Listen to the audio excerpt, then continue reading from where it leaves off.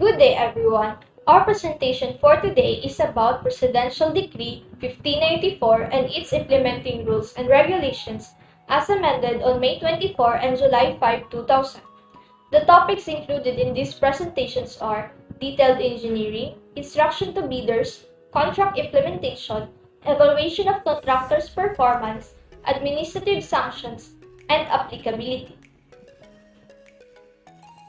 These topics will be discussed by me, together with Sheena Lyn Larosa, Jannie Mae Llanera, Jessabel Lotino, Sciara Madrilejos, and Lloyd Mariano. For the first topic, detailed engineering. Number 1, no bidding and/or award of contract for a construction project shall be made unless the detailed engineering investigations, surveys, and designs for the project have been sufficiently carried out and duly approved in accordance with the standards and specifications prescribed by the head of office, agency, corporation concerned or his duly authorized representatives.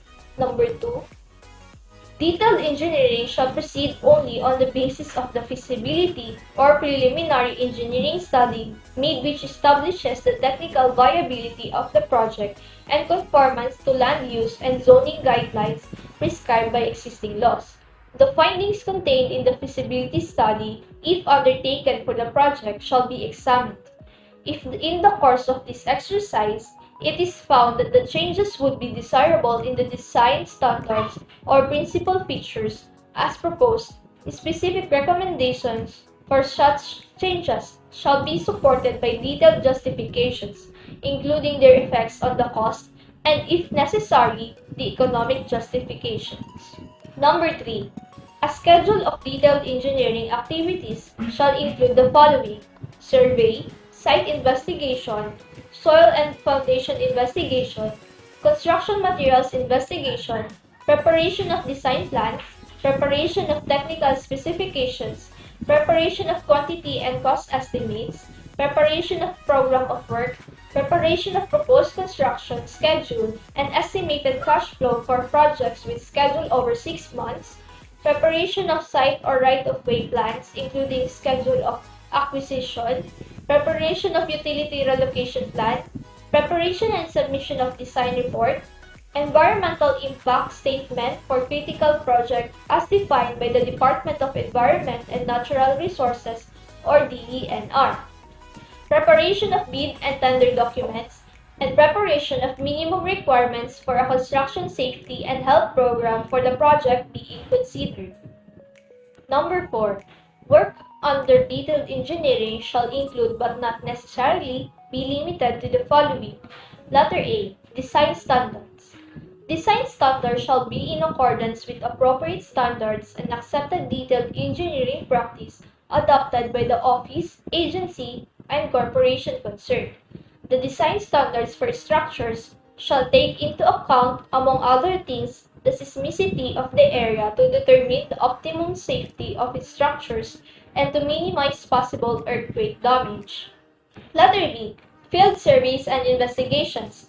Necessary field surveys and investigations, which may include aerial, hydrographic, topographic, hydrologic, subsurface, monumenting, and other surveys, shall be carried out in accordance with the design guidelines, criteria, and standards adopted by the office and agency and corporation concerned. All surveys and investigations works shall be prepared in a manner satisfactory to carry out accurate design and production of plans. Letter C. Contract plans. The following plans shall be prepared for each construction contract in accordance with guidelines and standards adopted by the office, agency, corporation concerned, incorporating at least the following. Number 1. Site development plan, plans and profile sheet, typical sections and details, drainage details where applicable, structural plans at appropriate scales indicating all details necessary in order that the complete structure can be set out and constructed, other details which may be required by the head of office, agency, and corporation. Quantities. All construction quantities shall be computed to a reasonable accuracy of plus or minus 15%. Letter E. Special provisions. Specifications shall be prepared for the specific items of work or methods of construction, measurement, and payment under each contract, which are not covered by standard construction and material specifications adopted by the office, agency, and corporation concerned. Letter F. Unit prices. These shall be prepared for each contract using costs based on reasonable approved current prices, divided into local and foreign exchange costs as the case may be. Letter G. Budget for the contract. The budget for the contract to be bid shall be prepared by the official or officials duly designated by the head of office, agency, corporation concerned, or by his duly authorized representative. It shall be approved by the head of office, agency, or corporation, or by his duly designated representative. The head of office, agency, and corporation shall be publicly announce the budget for the contract to be bid through advertisements and or in the instructions to bidders. The budget for the contract to be bid shall show the local and foreign currency requirements as the case may be. The budget for the contract to be bid shall show the local and foreign currency requirements as the case may be. The budget for the contract to be bid shall specify or each major work item, such as earthwork, roadwork, and massive concreting, the components of equipment rentals, fuel, labor, materials, and overhead. Letter H. Bid or tender documents. The bid or tender documents shall include instructions to bidders, general conditions, addenda, itemized bill of quantities, day work schedule, form of bid security, performance security, contract plans and specifications, a draft contract which will include a price escalation cost, and all the other information required for local and international bidding procedures. For the purposes of these implementing rules and regulations, security shall be defined to mean any of the following: cash, manager's checks, cashier's checks, letters of credit, bank drafts, or guarantees, and surety bonds. Letter I. Program of work. Before prosecuting any project, the necessary program of work shall be prepared and submitted for approval. In no case shall construction funds be remitted to field offices or construction work on a project be started before the program of work is approved, in accordance with existing laws. No program of work for any project shall be approved without detailed engineering. The program of work shall include, among other things, estimates of the work items, quantities and costs, and the per CPM network of the project activities. The program of work shall cover at least a usable portion of the project, and no construction shall be started for portions of the project that are less than usable, except projects requiring stage construction, in which case continuity of construction up to the completion of a usable portion must be assured. Letter J.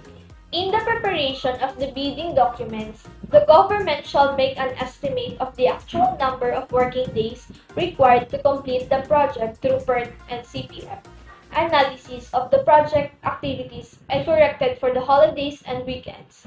Likewise, the government shall make an estimate of the number of rainy or unworkable days considered unfavorable for the prosecution of the works at site, which shall be indicated in the tender documents, and incorporate the same in the corrected actual number of working days determined above, and shall be made the basis of the total contract time. The estimated number of rainy and unworkable days considered unfavorable for the prosecution of the works at the site shall be made known before the date of bidding through the instruction to bidders, invitation to bid, and other bidding documents for the purpose of guiding both the government and winning contractors in the request for an approval of time extensions. Without the estimated number of rainy or unworkable days established before the bidding date and known to all participating bidders, the contract time is presumed to have excluded the unfavorable conditions. Letter K. Unless otherwise specifically stated, all days as used in this IRR shall mean calendar days. Number 5. The above rules and regulations shall apply to the implementation of the infrastructure projects under normal or ordinary conditions However, under severe emergency or extraordinary cases involving major calamities and disasters where time is of the essence to save lives and properties and restore damaged infrastructures, detailed engineering works shall be conducted in accordance with the guidelines and procedures to enable quick response to said cases while maintaining the safety and integrity of the structure as prescribed by the head of office, agency, or corporations concerned.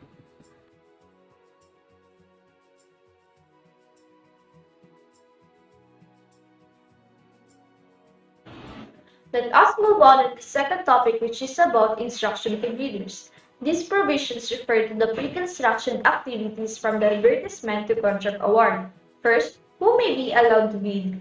Number 1, the following may become contractors for government projects. A. Filipino. Number 1, citizen or single proprietorship. Number 2, partnership or corporation duly organized under the laws of the Philippines and at least 75% of the capital stock of which belongs to Filipino citizens. Letter B. Contractors forming themselves into a joint venture. Example given is a group of 2 or more contractors that intend to be jointly and severally responsible for a particular contract, shall for purposes of bidding or tendering comply with LOI 630 and, aside from being currently and properly licensed by the Philippine Contractors Accreditation Board or PCAB, shall comply with the provisions of RA 4566 and its implementing rules and regulations, provided that joint ventures in which Filipino ownership is less than 75% may be pre-qualified where the structures to be built require the application of techniques and/or technologies which are not adequately possessed by a Filipino entity as defined above. Letter C. Foreign contractors for internationally bid foreign assisted projects as may be required by the foreign financial institutions. Next is the organization of the BAC. Each office or agency or corporation shall have in its head office or in its implementing offices a bid and award committee or BAC or designated procurement unit which shall be responsible for the conduct of the pre-qualification or eligibility screening, bidding, evaluation of bids, post-qualification, and recommending award of contracts. Each committee shall be composed of the following.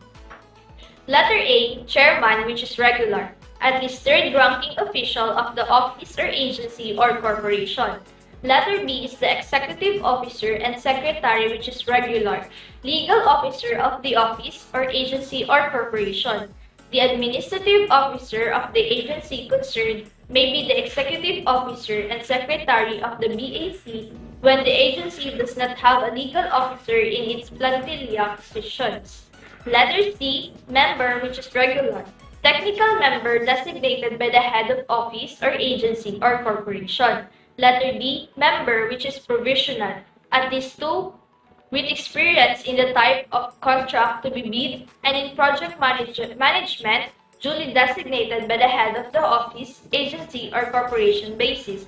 Letter E, members from the private sector. To ensure the transparency of the bidding process, one qualified representative from the Constructors Association duly recognized by the Construction Industry Authority of the Philippines or IAT, and one qualified representative from any of the following organizations. Number 1, end user group or non-governmental organization to be designated by the head of the office, agency, or corporation concerned. Number 2, project-related professional associations accredited or duly recognized by the Professional Regulation Commission or PRC or Supreme Court or SC. Both representatives shall be non-voting. Letter F, observer, to commission an audit or COA of the concerned office or agency or corporation. Members or observers of the BAC or designated procurement unit should receive the notice of the meeting at least 2 calendar days before the date of the meeting. Number 2. Government-owned or controlled corporations shall organize their own BACs or designated procurement units, the members of which shall be appointed by their respective boards or preferably along the same line as other government officers. Number 3. Non-infrastructure agencies, that is, agencies other than the Department of Public Works and Highways, the Department of Transportation and Communication, their attached agencies, and other infrastructure corporations that do not possess an in-house technical capability to constitute their own BACs or designated procurement units shall cause the designation of either of the two infrastructure departments mentioned above, whichever is concerned, to undertake the prequalification or eligibility screening, bid and award services, as well as the preparation of the project plans and designs and supervisions of the construction. Next is the invitation to pre-qualify, apply for eligibility, and to bid. Number 1, for locally funded contractors shall be invited to apply for eligibility and to bid through: first, for contracts to be bid costing more than 5 million, the advertisement shall be made at least 3 times within a reasonable period depending upon the size and complexity of the contract to be bid, but in no case less than 2 weeks in at least 2 newspapers of general nationwide circulation which have been regularly published for at least 2 years before the date of issue of the advertisement during the same period that the advertisement is posted in the newspaper or for a longer period as determined by the head of the office or agency or corporation concerned. The same advertisement shall be posted in the website of the office or agency or corporations concerned and at the place reserved for this purpose in the premises of the office or agency or corporation concerned.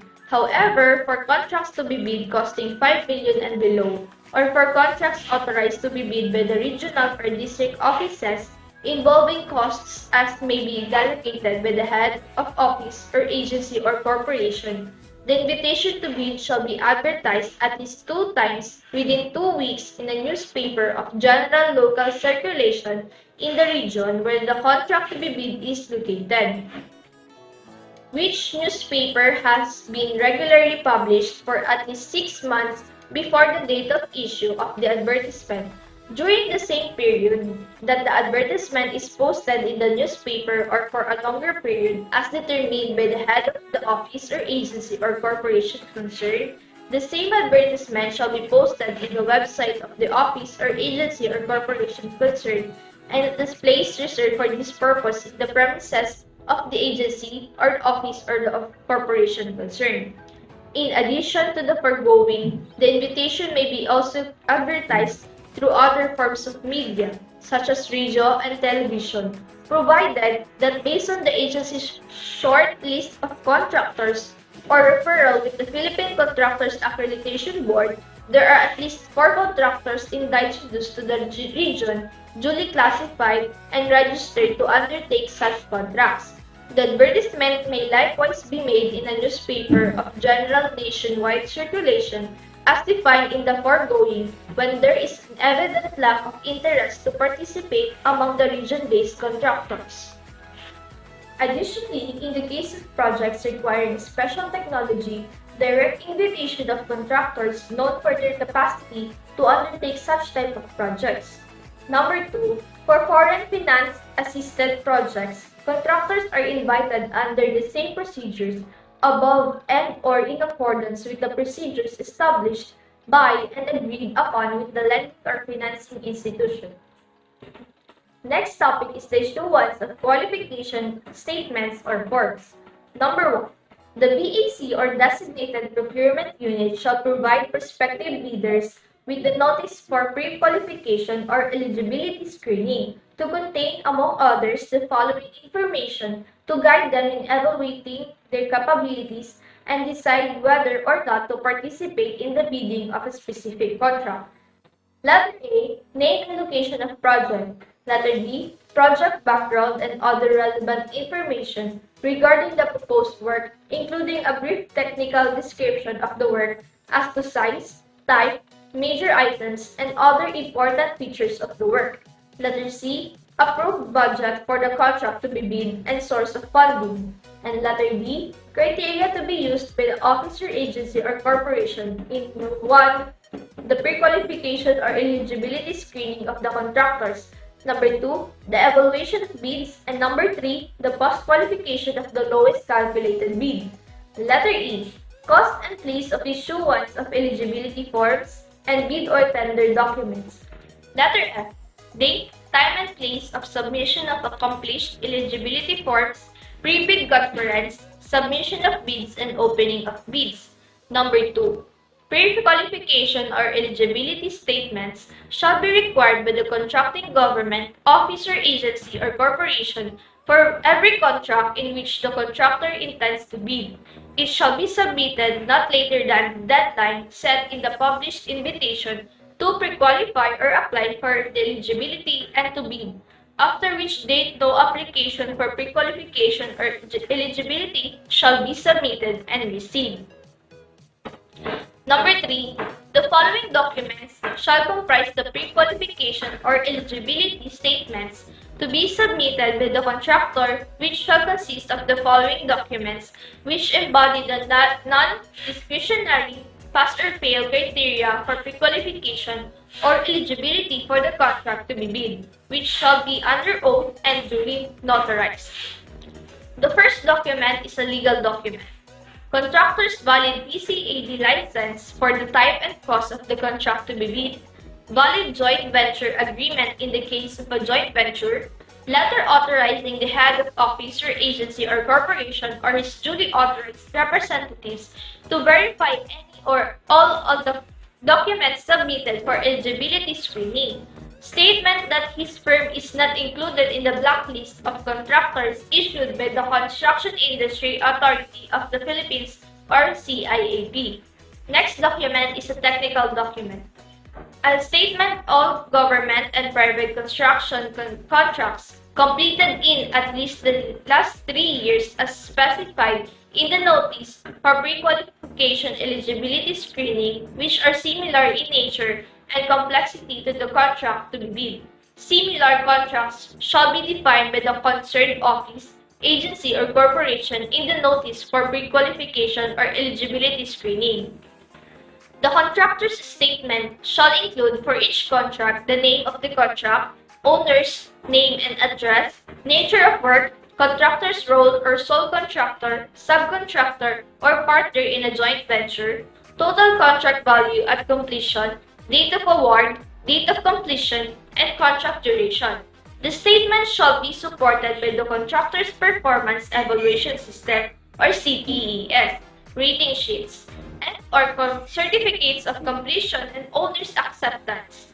The value of the contractor's largest single contract escalated to present prices completed within the period specified in the notice for pre-qualification or eligibility screening, and similar to the contract to be bid, must be at least 50% of the approved budget for the contract to be bid. Next, a statement of all ongoing government and private construction contracts, including contracts awarded but not yet started. This shall include for each contract the name of the contract, owner's name and address, nature of work or contractor's role, total contract value at award, date of award, percentages of planned and actual accomplishments, value of outstanding works, and estimated completion time. The statement shall be supported by the notices of award and/or notices to proceed by the owners. Next, a statement that the contractor has key personnel such as project manager, project engineer, materials engineer, and foreman that may be used for the construction contracts. Number 4, a statement that the contractor owns and/or has under lease and/or has under purchase agreements equipment that may be used for the construction contracts.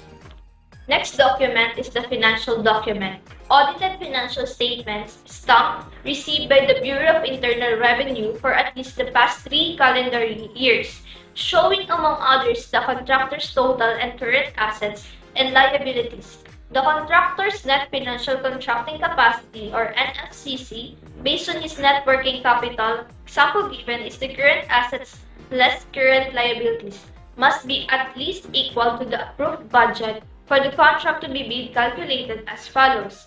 NFCC is equal to K, current asset minus current liabilities minus value of all outstanding works undergoing contracts. including awarded contracts yet to be started. K is equal to 10 for a contract duration of 1 year or less, 15 for a contract duration of more than 1 year up to 2 years, and 20 for a contract duration of more than 2 years.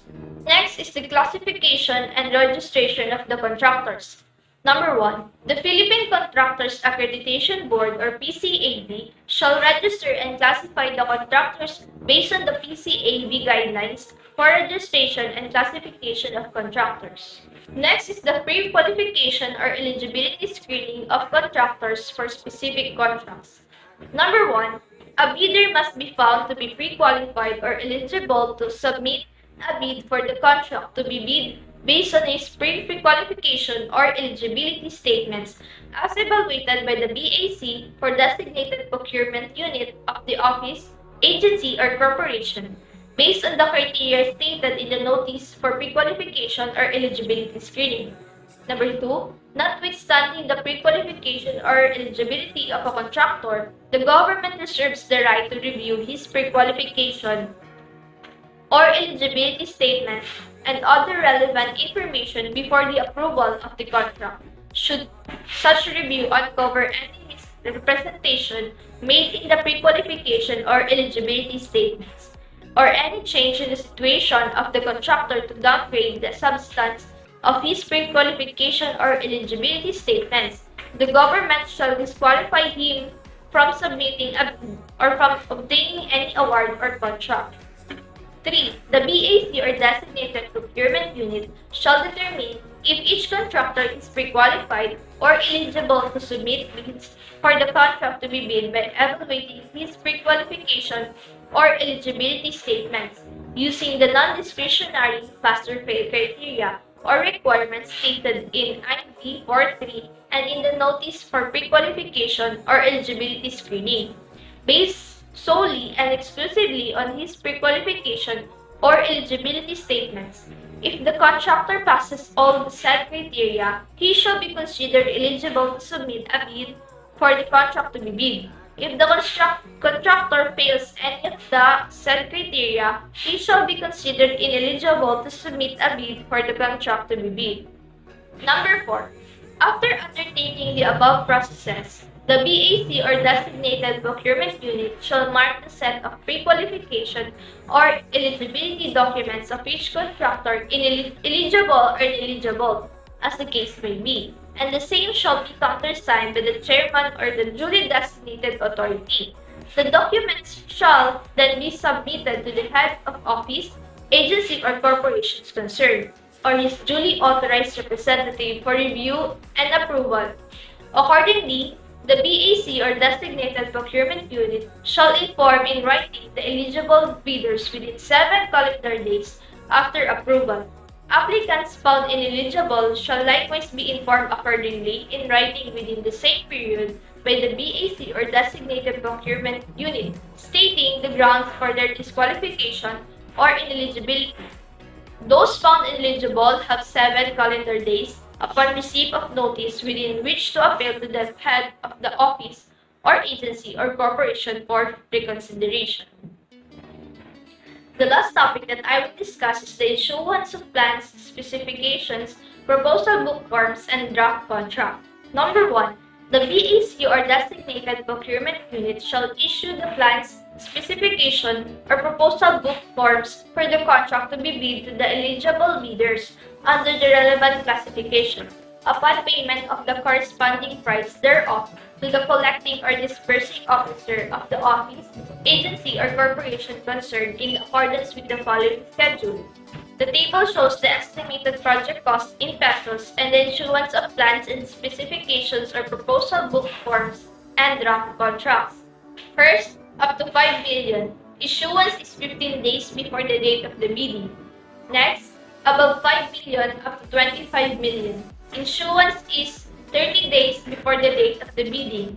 Next, above 25 million up to 50 million. Issuance is 45 days before the date of the bidding. Next, above 50 million up to 100 million. Issuance is 60 days before the date of the bidding. E. Above 100 million, issuance is 90 days before the date of the bidding.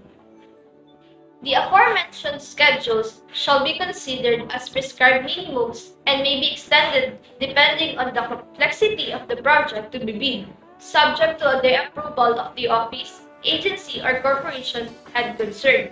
In case of simple or repetitive or standardized jobs where time is of the essence, the head of office or agency or corporation may reduce the above time of issuance to not less than 50%.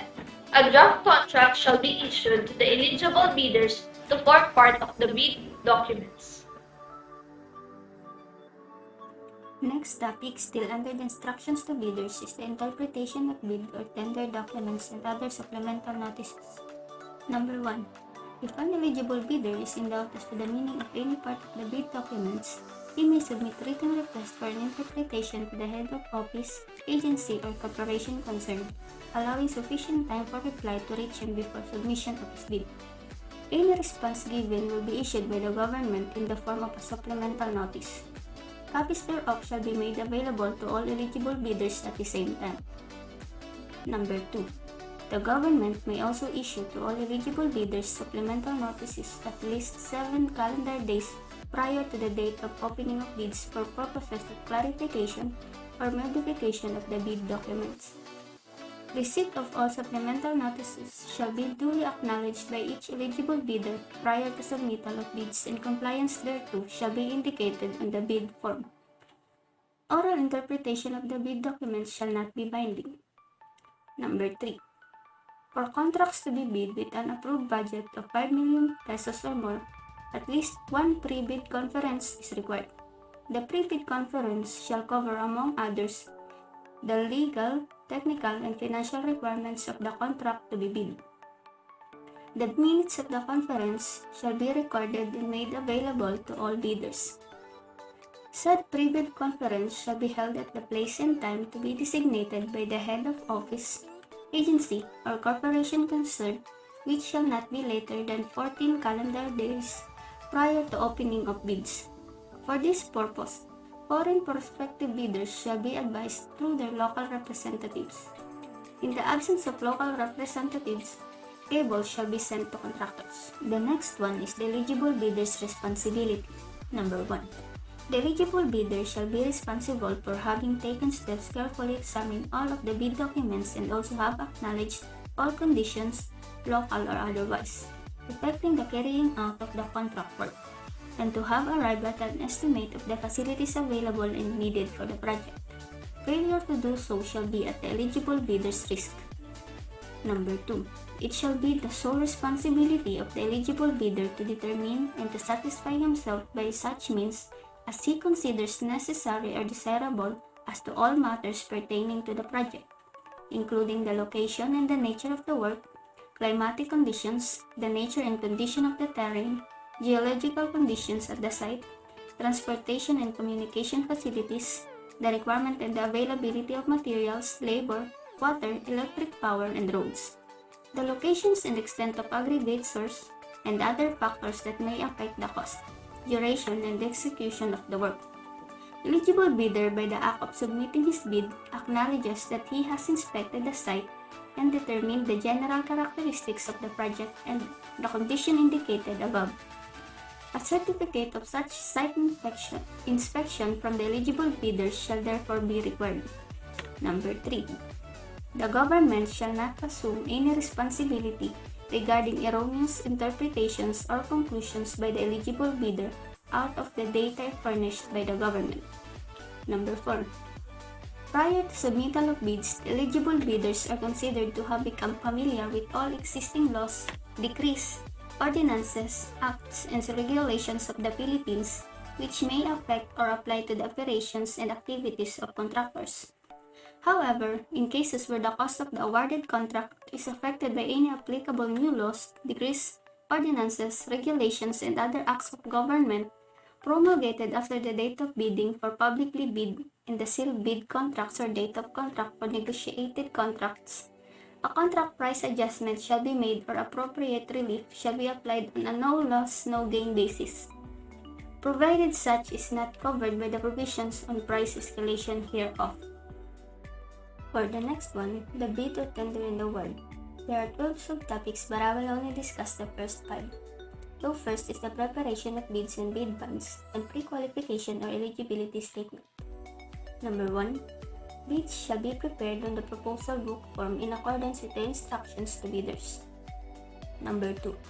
The original copy of the bid shall be accompanied by a bid security in an amount equivalent to a percentage, in accordance with the schedule given below, of the approved budget for the contract to be bid, as published or advertised by the concerned agency, in the form of cash, certified check, manager's check, or bank draft or guarantee confirmed by a local bank. In the case of foreign contractor bonded by a foreign bank, against any reputable bank or letter of credit issued by a commercial bank or surety bond.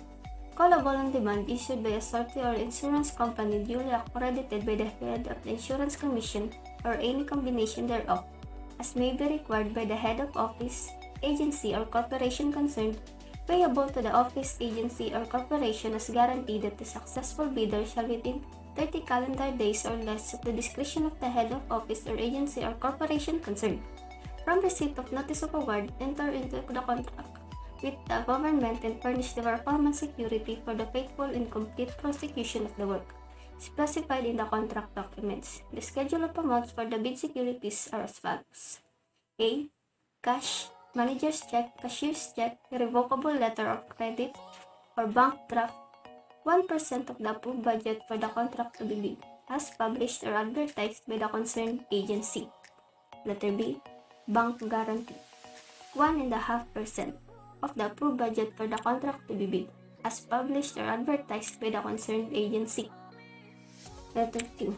Surety bond, 2.5% of the approved budget for the contract to be bid, as published or advertised by the concerned agency. Bids and bid securities shall be valid for a reasonable period to be determined by the head of office or agency or corporation concerned as indicated in the instructions to bidders, but in no case later than 120 calendar days following the opening of the bids. Number 3.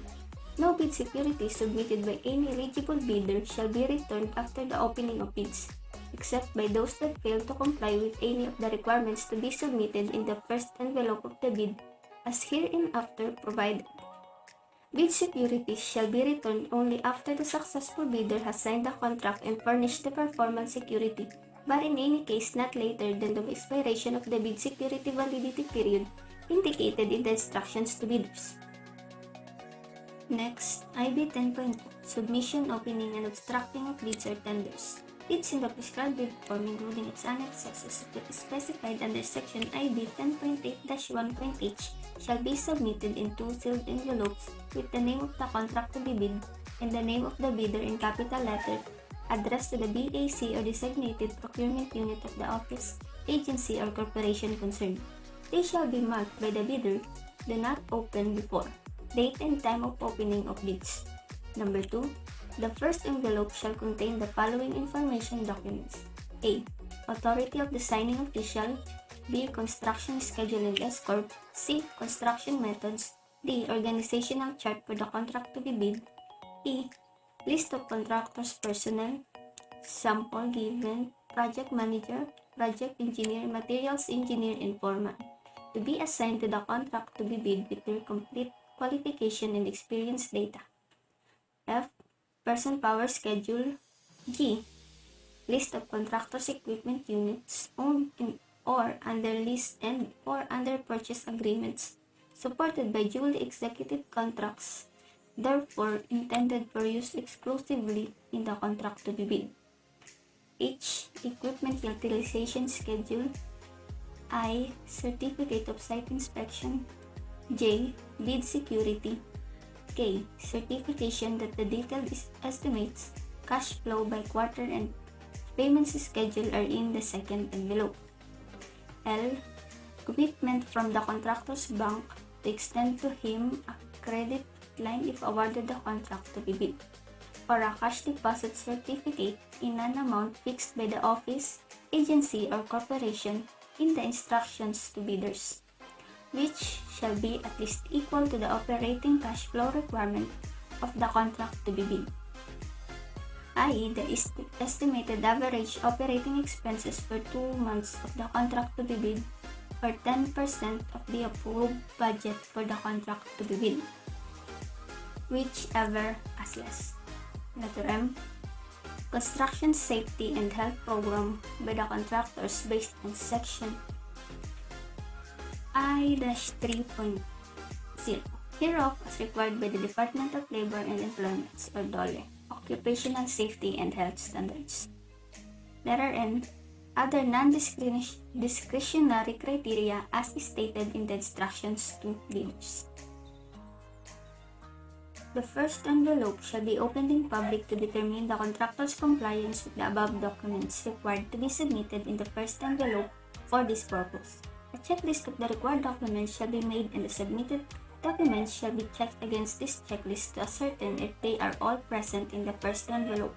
In case one or more of the required documents is missing in the first envelope, the BAC or designated procurement unit shall disqualify the concerned contractor outright and immediately return to him his second envelope unopened.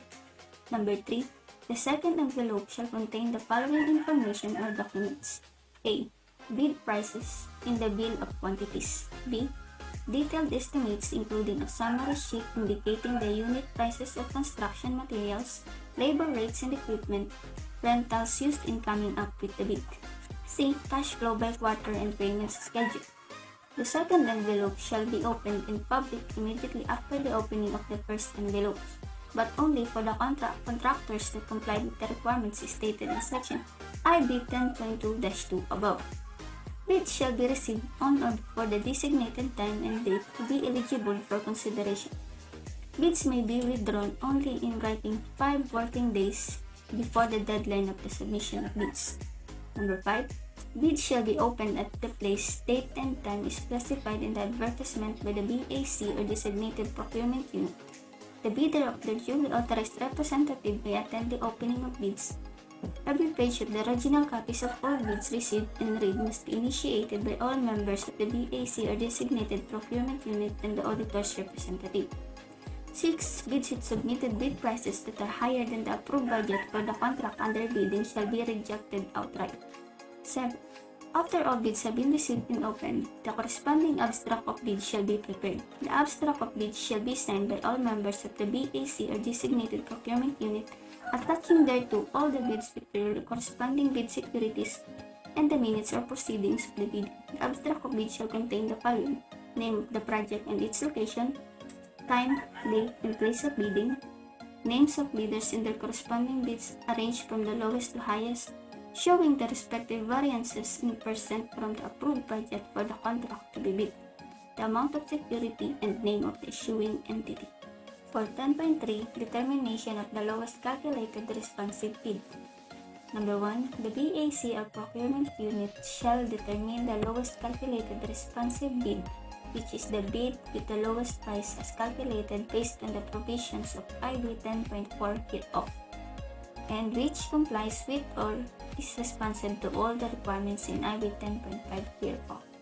The lowest calculated responsive bid shall therefore be determined in 2 steps. A. The first step is the detailed evaluation of all bids to establish the correct calculated prices of the bids according to the requirements of Clause 10.4 hereof, and to determine the order of rankings of the total bidder prices as so calculated from the lowest, otherwise known as the lowest calculated bid, to the highest. B. The second step is the post-qualification of the bidder with the lowest calculated bid based on the results of the above evaluation. This shall be done in accordance with the provisions of Clause 10.5. Now, for 10.4, detailed evaluation of bids. As the first step to determine the lowest calculated responsive bid, the BAC or designated procurement unit shall, within 7 days from date of opening of bids, conduct a detailed evaluation of all bids using non-discretionary criteria stated in the notice for pre-qualification or eligibility screening and the instructions to bidders, which shall include the following. A. Bid security. The bid security must conform to the requirements of instructions to bidders as to type, amount, form and wording, and validity period. B. Completeness of bid. Unless the instructions to bidders specifically allow partial bids, Bids not offering all of the required items shall be considered non-responsive and thus automatically disqualified. Major deviations. Major deviations from the instructions to bidders in bidding requirements shall be a basis for rejection of bids.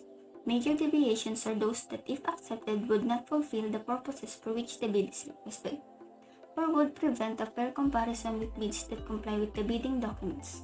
Examples are stipulating price adjustment when fixed price bids are called for, failing to respond to the specification by offering a different design or work item, subcontracting beyond allowable limits, refusing to bear contractual responsibilities specified in the bidding documents such as performance guarantees, taking exception to critical provisions or setting conditions to his bid, such as applicable laws, taxes and duties, and dispute resolution procedures. D. Corrections for errors. Discounts and other modifications, corrections for arithmetical or computational errors, as well as for discrepancies between total bid prices and extended unit bid prices. Between stated total prices and actual summations, errors or discrepancies shall be made using the methodology described in the instructions to bidders. Discounts and other modifications in the bid amount shall be reflected in the evaluation of bids in accordance with the methodology stated in the instructions to bidders. Letter E. The approved budget for the contract under bidding, as approved by the office, agency, or corporation and stated in the instructions to bidders, the approved budget for the contract under bidding shall be the ceiling for acceptable bids. Therefore, all bids as evaluated and calculated in accordance with the above provision, which are higher than the approved budget for the contract under bidding, shall automatically be disqualified. Based on the detailed evaluation of the bids, those that comply with the above-mentioned requirements shall be ranked in the ascending order of their total calculated bid prices, as evaluated and corrected for errors, discounts, and other modifications. Number 2. At the time of opening of bids, there shall be at least two competing bidders. In case there is only one bidder, the BAC or designated procurement unit has the option to either A. Open the bid, the second envelope, and subsequently consider the loan bid for award, provided that it complies with the requirements of Section IB 10.2-2 hereof, and provided further that it does not exceed the approved budget for the contract under bidding. Or B. Return the second envelope to the loan bidder unopened and conduct a rebidding through sealed canvas of at least 5 qualified contractors within 15 days from the date of the failed opening of bids. However, for contracts to be bid costing 3.0 million pesos below, the number of qualified contractors to be invited may be reduced to at least 3. The prospective bidders shall not be limited to those previously pre-qualified or found eligible for the contract to be bid with the loan-complying bidder automatically participating. The bidders to be invited shall undergo and pass the same pre-qualification or eligibility criteria as specified in IB 4-3 and IB 6. Number 3. If after undertaking the above processes, there is failure to award the contract within the limits prescribed under Section IB 10.6.1-1 hereof, the contract shall be advertised anew for bidding after the procedures prescribed under Section IB 10.6.1 has failed to come up with the lowest calculated responsive bid. Number 4. The respective box or designated procurement units concerned government offices or agencies or corporations should normally complete the evaluation of bids not later than 30 calendar days from the date of the opening of bids. Let us proceed to IB 10.5 for the post-qualification of contractor with the lowest calculated bid. As the second step to determine the lowest calculated responsive bid, the BAC or designated procurement unit shall within 30 days from the completion of the first step conduct a post-qualification of the bidder with the lowest calculated bid. The post-qualification shall verify and ascertain whether the bidder with the lowest calculated bid complies with or is responsive to all the requirements of the contract under bidding as stated in IB 4, IB 6, IB 10.2, and in the instructions to bidders, using the non-discretionary pass or fail criteria or requirements stated in the instructions to bidders. The BAC or designated procurement unit shall also verify, ascertain, and evaluate the pre-qualification and eligibility statements of the lowest calculated bidder to be correct, relevant, and adequate to comply according to the following criteria. A. Legal requirement as provided in IB 4-3A. Letter B. Technical requirements. Number 1. The contractor's stated experience must be verified and validated by the BAC or the designated procurement unit to be correct, relevant, and adequate to comply with the following. A. The value of his single largest contract escalated to present prices completed within the period specified in the notice for pre-qualification or eligibility screening, and similar to the contract under bidding, must be at least 50% of the approved budget for the contract under bidding. The contractor's CPES rating sheets and their certificate of satisfactory completion and acceptance issued by the owner must be verified. B. The contractor must meet the specific minimum experience requirement in the instructions to bidders for particular major operations of the contract under bidding, such as having done the minimum annual volume of earth moving, underground excavation, or placing of concrete. The BAC or designated procurement unit shall have the authority to make appropriate inquiries with the contractor's previous clients and conduct checks on his past contracts. Number 2. The experience of the contractor's key personnel must be verified by the BAC or designated procurement unit to be correct, relevant, and adequate to comply with the requirements specified in the instructions to bidders in terms of the following. A. Total experience in years. B. Total experience in the proposed position. C. Value of the single largest managed or supervised contract similar to the contract under bidding, escalated to present prices, which must be at least equal to 50% of the approved budget for the contract under bidding. The BAC or designated procurement unit shall make appropriate inquiries with the personnel's previous employers and clients and conduct checks on their past contracts. Number 3. The equipment units listed by the contractor must be verified by the BAC or designated procurement unit to be owned and or under lease and or under purchase agreements by him, as supported by documented proof of ownership and or lease and or purchase agreements. The units of equipment must be in full working condition, adequate as to number and capacities compared to the minimum requirements specified by the office, agency, corporation in the instructions to bidders, and considering other non-commitments shall be available for use in the contract under bidding. The BAC or designated procurement unit shall have the authority to undertake an actual physical inspection of the equipment units and make appropriate inquiries and checks with the equipment lessors and suppliers concerned. Number 4. The BAC or designated procurement unit shall check the performance of the contractor in his ongoing government and private contracts. If there is a reported negative slippage of more than 15%, if there is substandard quality of work as per contract plans and specification, or if there is unsatisfactory performance of his obligation as per terms and conditions under any of his ongoing contracts, and if the BAC or designated procurement unit verifies any of these deficiencies to be due to the contractor's fault or negligence, the office, agency, or corporation shall disqualify the contractor from the award. C. Financial requirements. The contractor's stated net working capital, i.e. current assets minus current liabilities, must be verified by the BAC or designated procurement unit to be correct, up-to-date, and unencumbered. Number 2. The value of all outstanding or unfinished works under ongoing contracts yet to be started must be verified by the BAC or designated procurement unit to be correct and up-to-date. The BAC or designated procurement unit shall make appropriate inquiries with the contractor's clients and employers and conduct checks on the contracts. The contractor's net financial contracting capacity, as computed using the formula under IB 4-3C, shall be reviewed and updated by the BAC or designated procurement unit to ensure that it is at least equal to the contractor's total bid, as evaluated and calculated for the contract under bidding. The credit line commitment from the contractor's bank must be verified by the BAC or designated procurement unit to be valid, adequate, and exclusively dedicated to the contract under bidding. To sustain its operating cash flow requirements as specified in the instructions to bidders, i.e. the average operating expenses for 2 months of the contract under bidding, or 10% of the approved budget for the contract under bidding. Whichever is less, the BAC or designated procurement unit shall make the appropriate inquiries with the contractor's bank.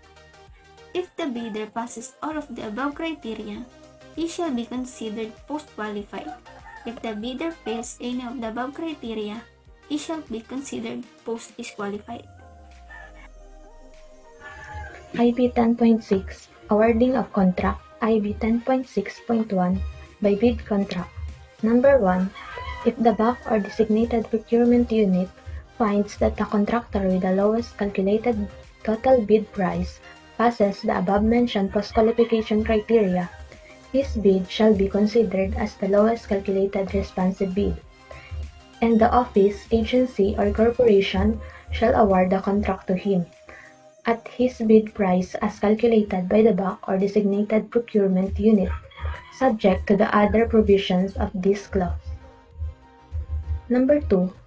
If, however, the BAC or designated procurement unit finds that the contractor with the lowest calculated bid fails the above-mentioned post-qualification criteria, the office, agency, or corporation shall immediately notify him in writing that he is post-qualified, and in the same notice be informed of the grounds for his post-qualification.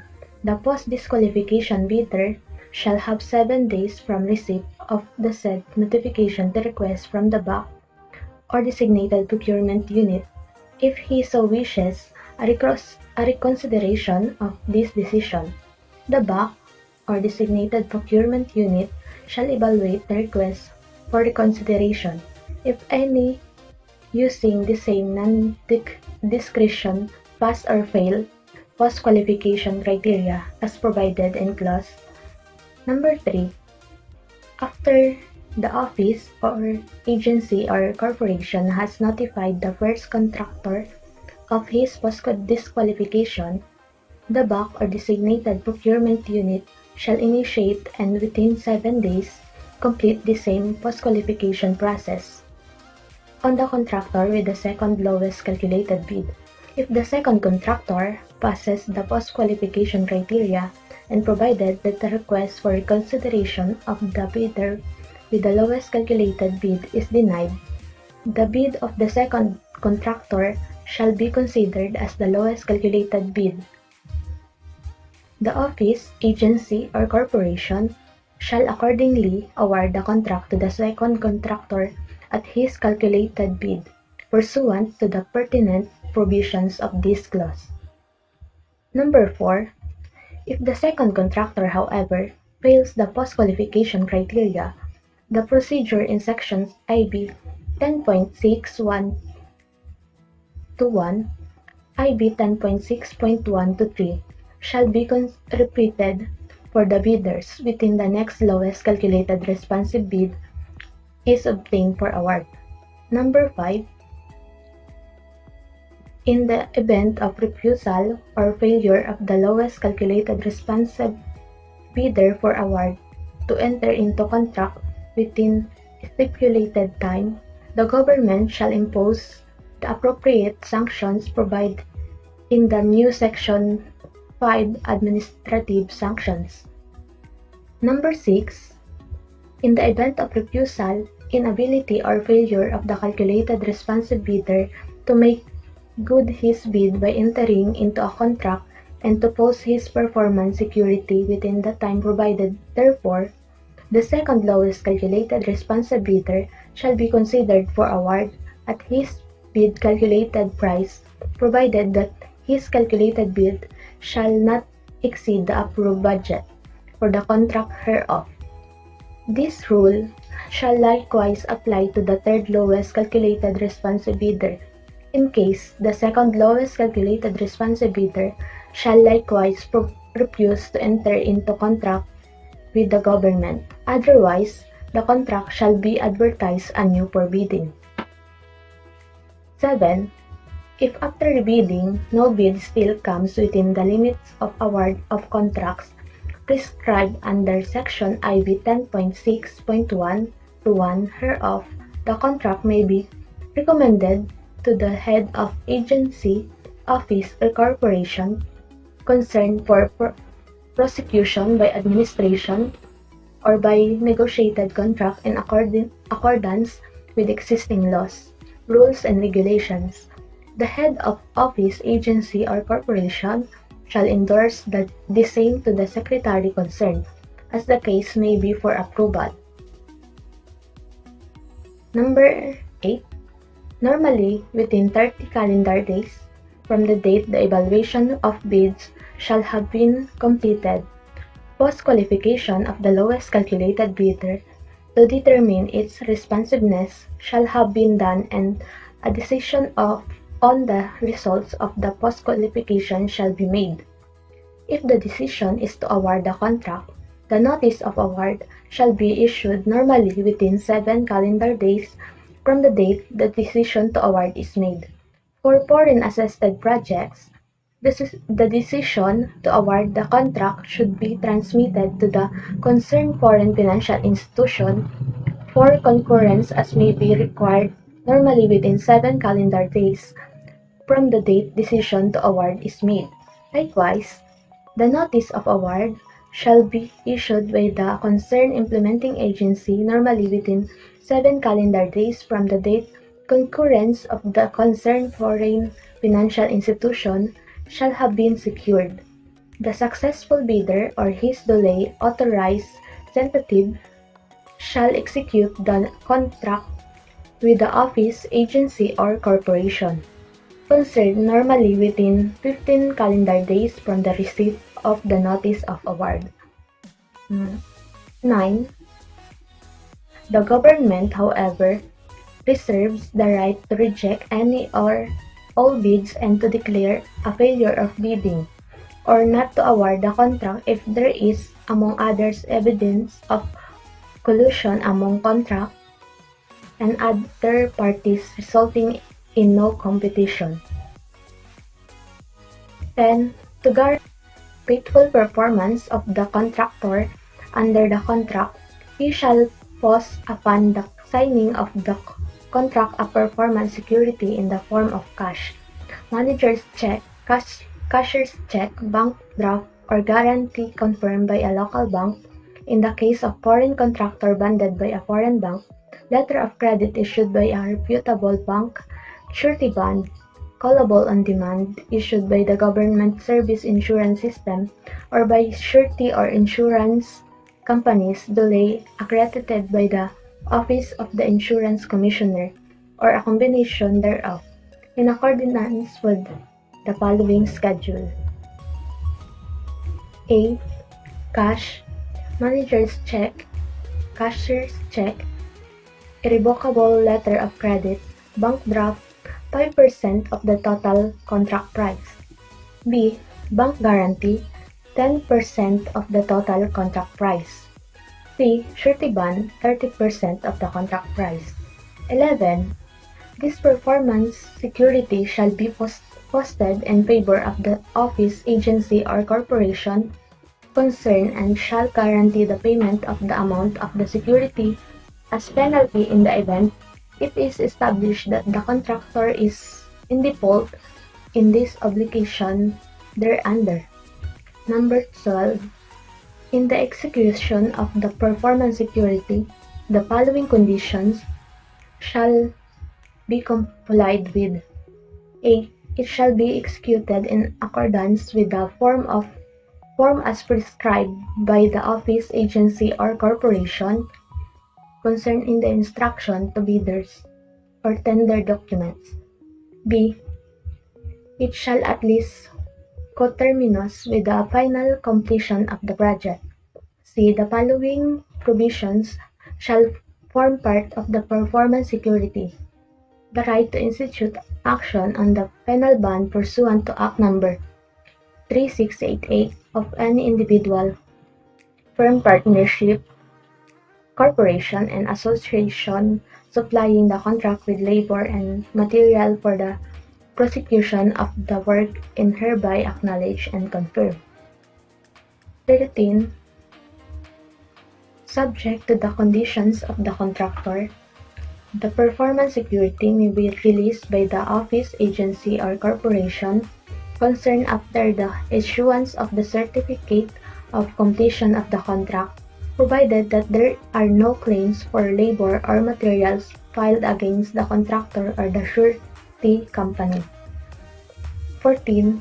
Should any surety upon the bond for the performance of this contract become unacceptable to the government, the contractor shall promptly furnish such replacement security as may be required from the time to time up to the sum equal to the amount of the original surety. 15. The contractor shall post an additional performance security to cover any cumulative increase of more than 10% over the original value of the contract as a result of adjustment in unit prices and/or change orders, extra work orders, and supplemental agreements. The contractor shall cause extension of the validity of the performance security to cover approved contract time extensions. 16.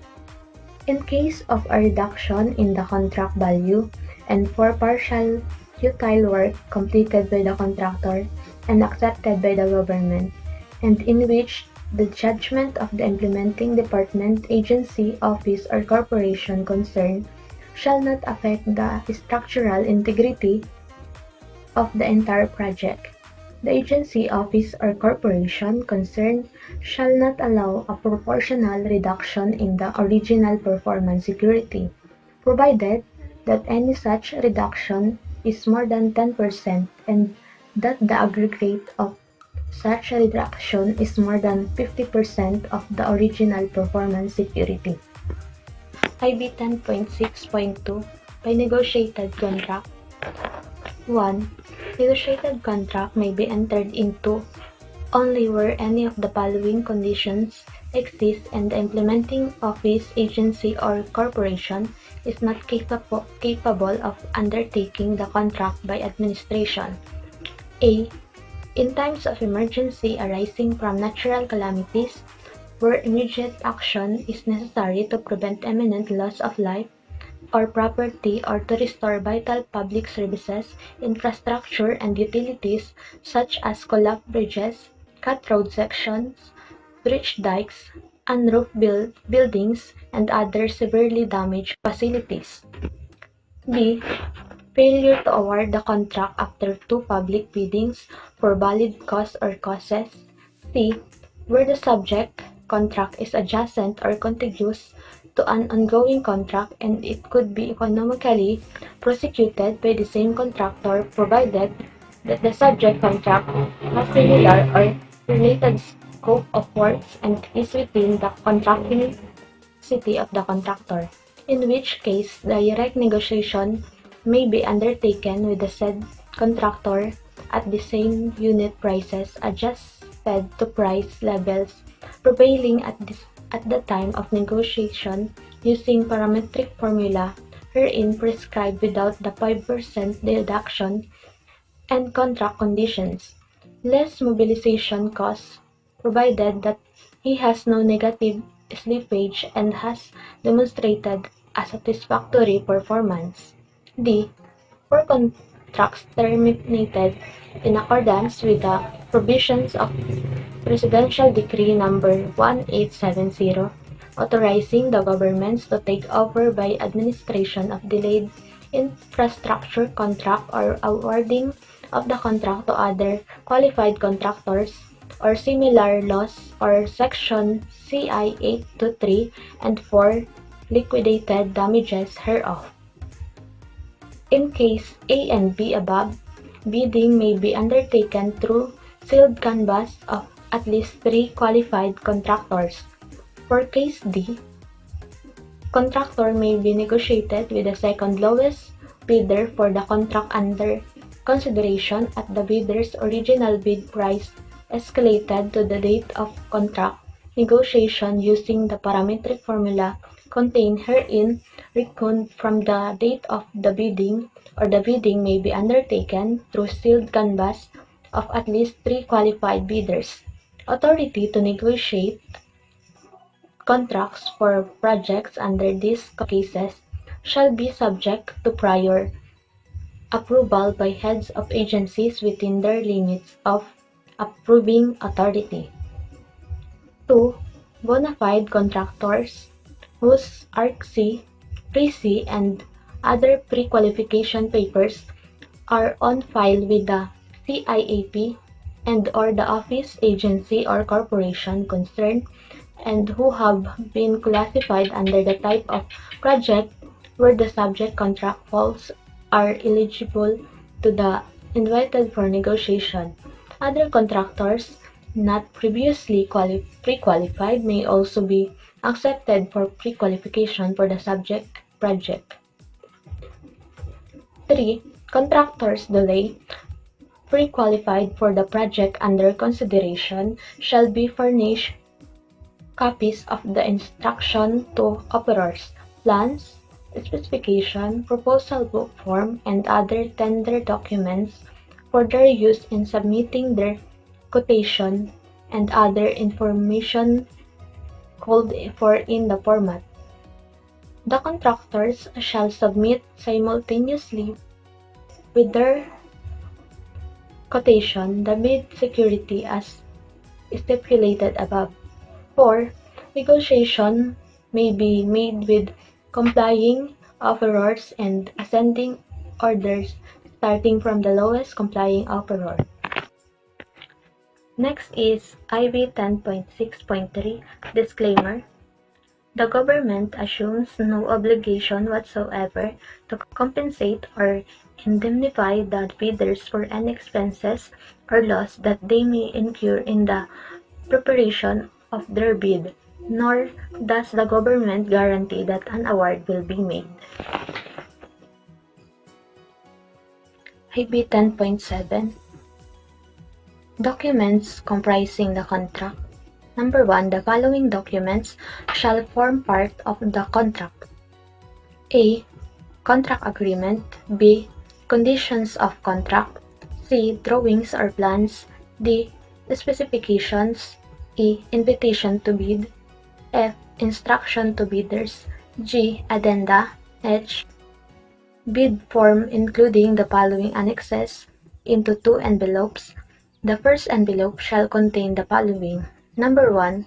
Authority of the signing official. Number 2. Construction schedule and S-curve. Number 3. Construction methods. Number 4. Organizational chart for the contract to be bid. Number 5.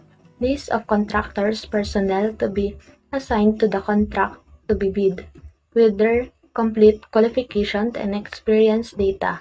Number 6. Person power schedule. Number 7. List of contractors' equipment units owned or under lease or under purchase agreements supported by duly executed contracts intended for use exclusively in the contract to be bid. Number 8. Equipment utilization schedule. Number 9. Certificate of site inspection. Number 10. Bid security. Number 11.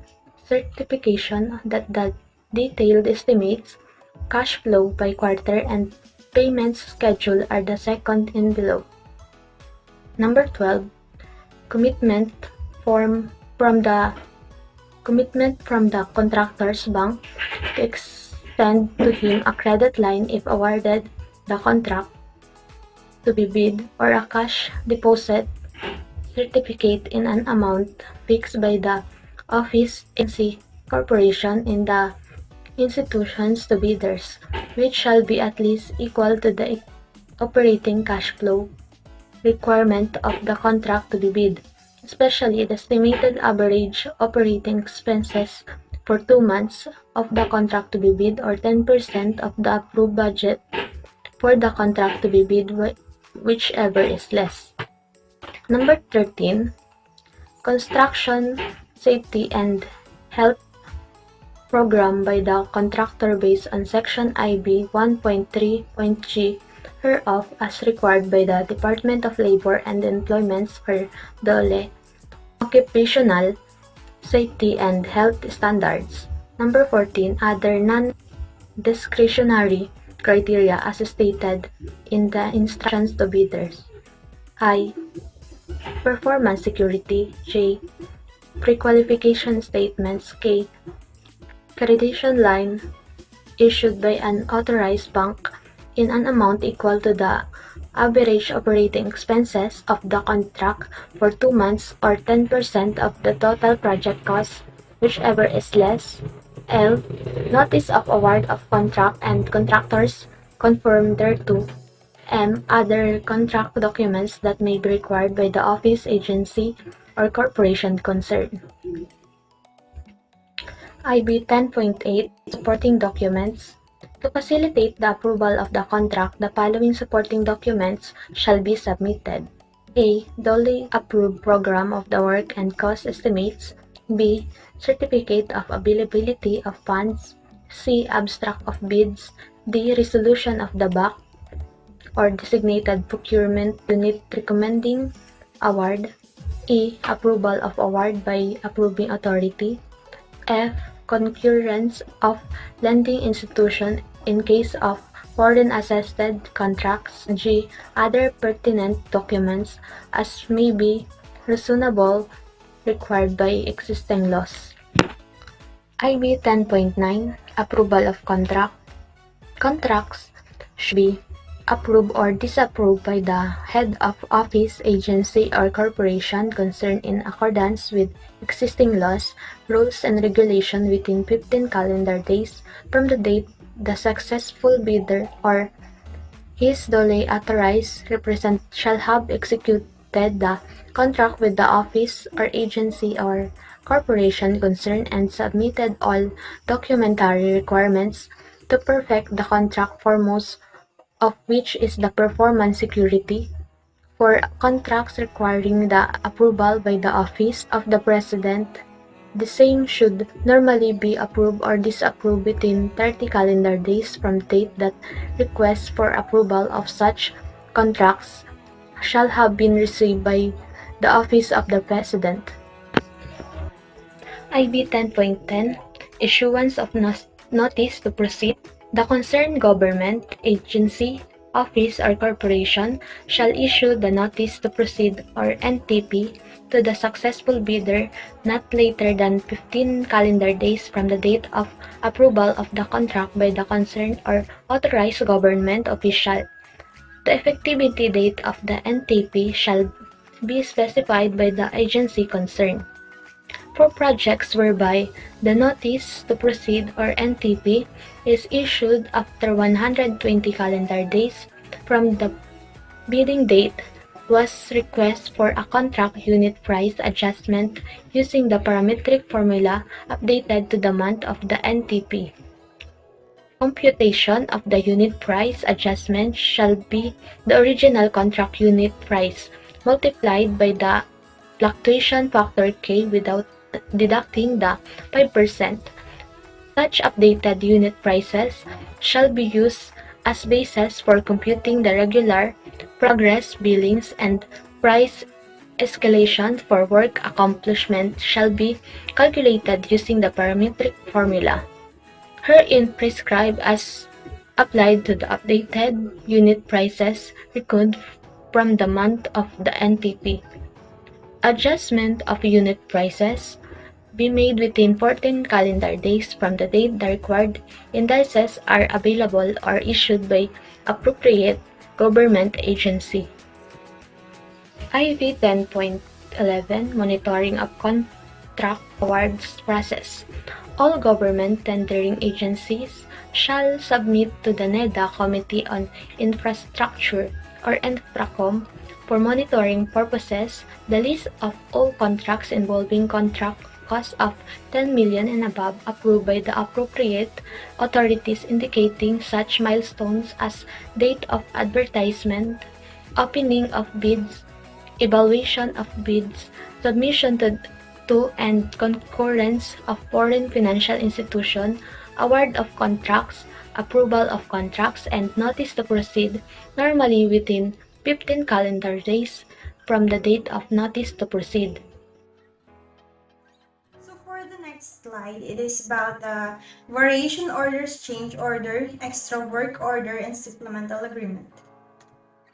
Variation orders may be issued by the concerned agency or office or corporation to cover any increase or decrease in quantities, including introduction of new work items that are not included in the original contract or reclassification of work items that are either due to change of plans, design, or alignment to suit actual field conditions, resulting in disparity between the pre-construction plans used for purposes of bidding and the stake plans or construction drawings prepared after joint survey by the contractor and the government after award of the contract. The additional or deletion of works should be with general scope of the project as and awarded. A variation order may either be form of a change order, extra work order, or supplemental agreement. Number two, a change order may be issued by the implementing official to cover any increase or decrease in quantities of original work items contract after the same has been found to strictly comply with Section CI 1-1 and approved by the appropriate official if the amount of the change order is within the limits of the former's authority to approve original contracts and under the following conditions. So for letter A, where high aggregate cost of change order is limited to 25% of the escalated original contract cost provided that no major pay item, example pay item, which represents at least 20% of total estimated cost of the contract, shall be increased by more than 100% of its original cost. All change orders shall be subject to price adjustment in accordance with duly approved guidelines. Letter B, where there is a decrease or increase in original work items under the contract due to necessary deletion or addition of work items or sections of the project. Letter C, where there is damage to structure and or destruction of finished work in any section of the project due to force majeure or causes beyond the control of man. For a unit price contract, quantity overruns or underruns of not more than 15% of the estimate per major pay item and 25% per minor pay item in the bill of quantities need not be covered by change order, provided that the same is authorized by the approving authority for the contract. An extra work order may be issued by the implementing official to cover the introduction of new work items after the same has been found to strictly comply with Section CI 1-1 and approved by the appropriate official if the amount of the extra work order is within the limits of the former's authority to approve original contracts and under the following conditions.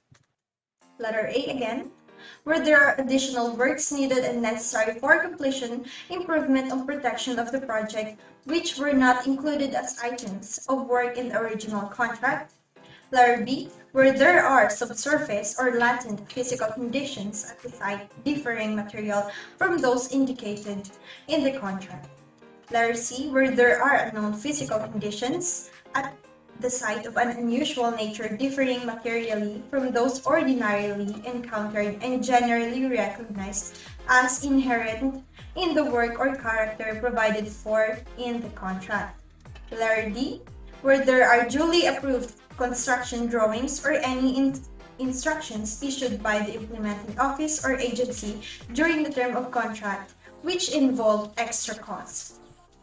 Next, Number 5, change orders or extra work orders may be issued on the contract upon the approval of competent authorities, provided that the cumulative amount of such change orders or extra work orders does not exceed the limits of the former's authority to approve original contracts. Number 6, a separate supplemental agreement may be entered into for all change orders and extra work orders if the aggregate amount exceeds 25% of the escalated original contract price. All change orders or extra work orders beyond 100% of the escalated original contract cost shall be subjected to public bidding except where the works involved are inseparable from the original scope of the project, which case negotiation with the incumbent contractor may be allowed subject to approval by the appropriate authorities. So for number 7, it is all indicated in the slide.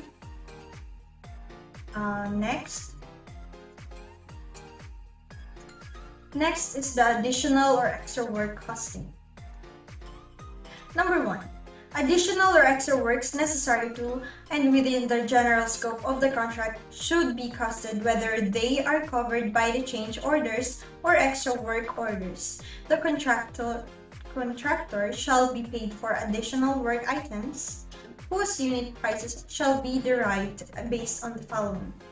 Letter A, for additional or extra works duly covered by the change orders involving work items which are exactly the same or similar to those in the original contract. The applicable unit prices of work items in the original contract shall be used.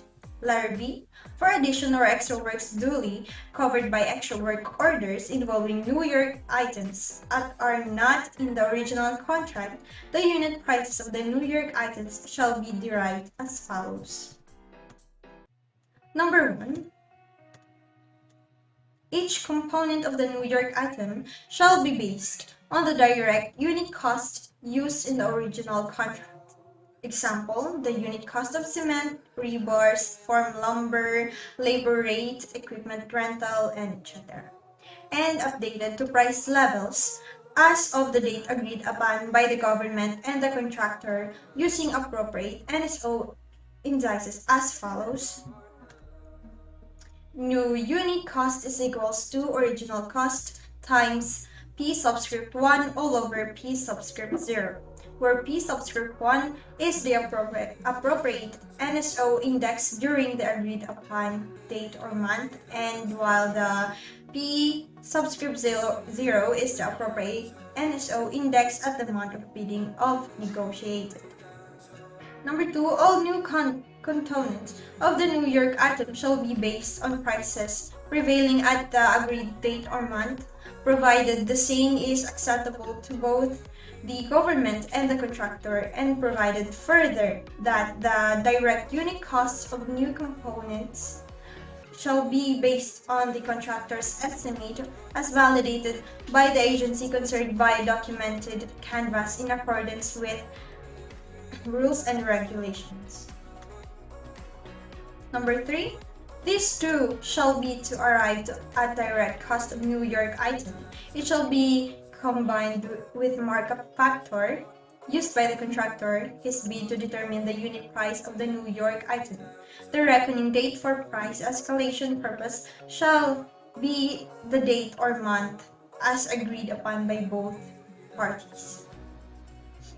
Number 2, the cost of the extra work done shall be submitted at intervals to be determined by the project engineer in a satisfactory form, which shall be approved or adjusted at once by the government.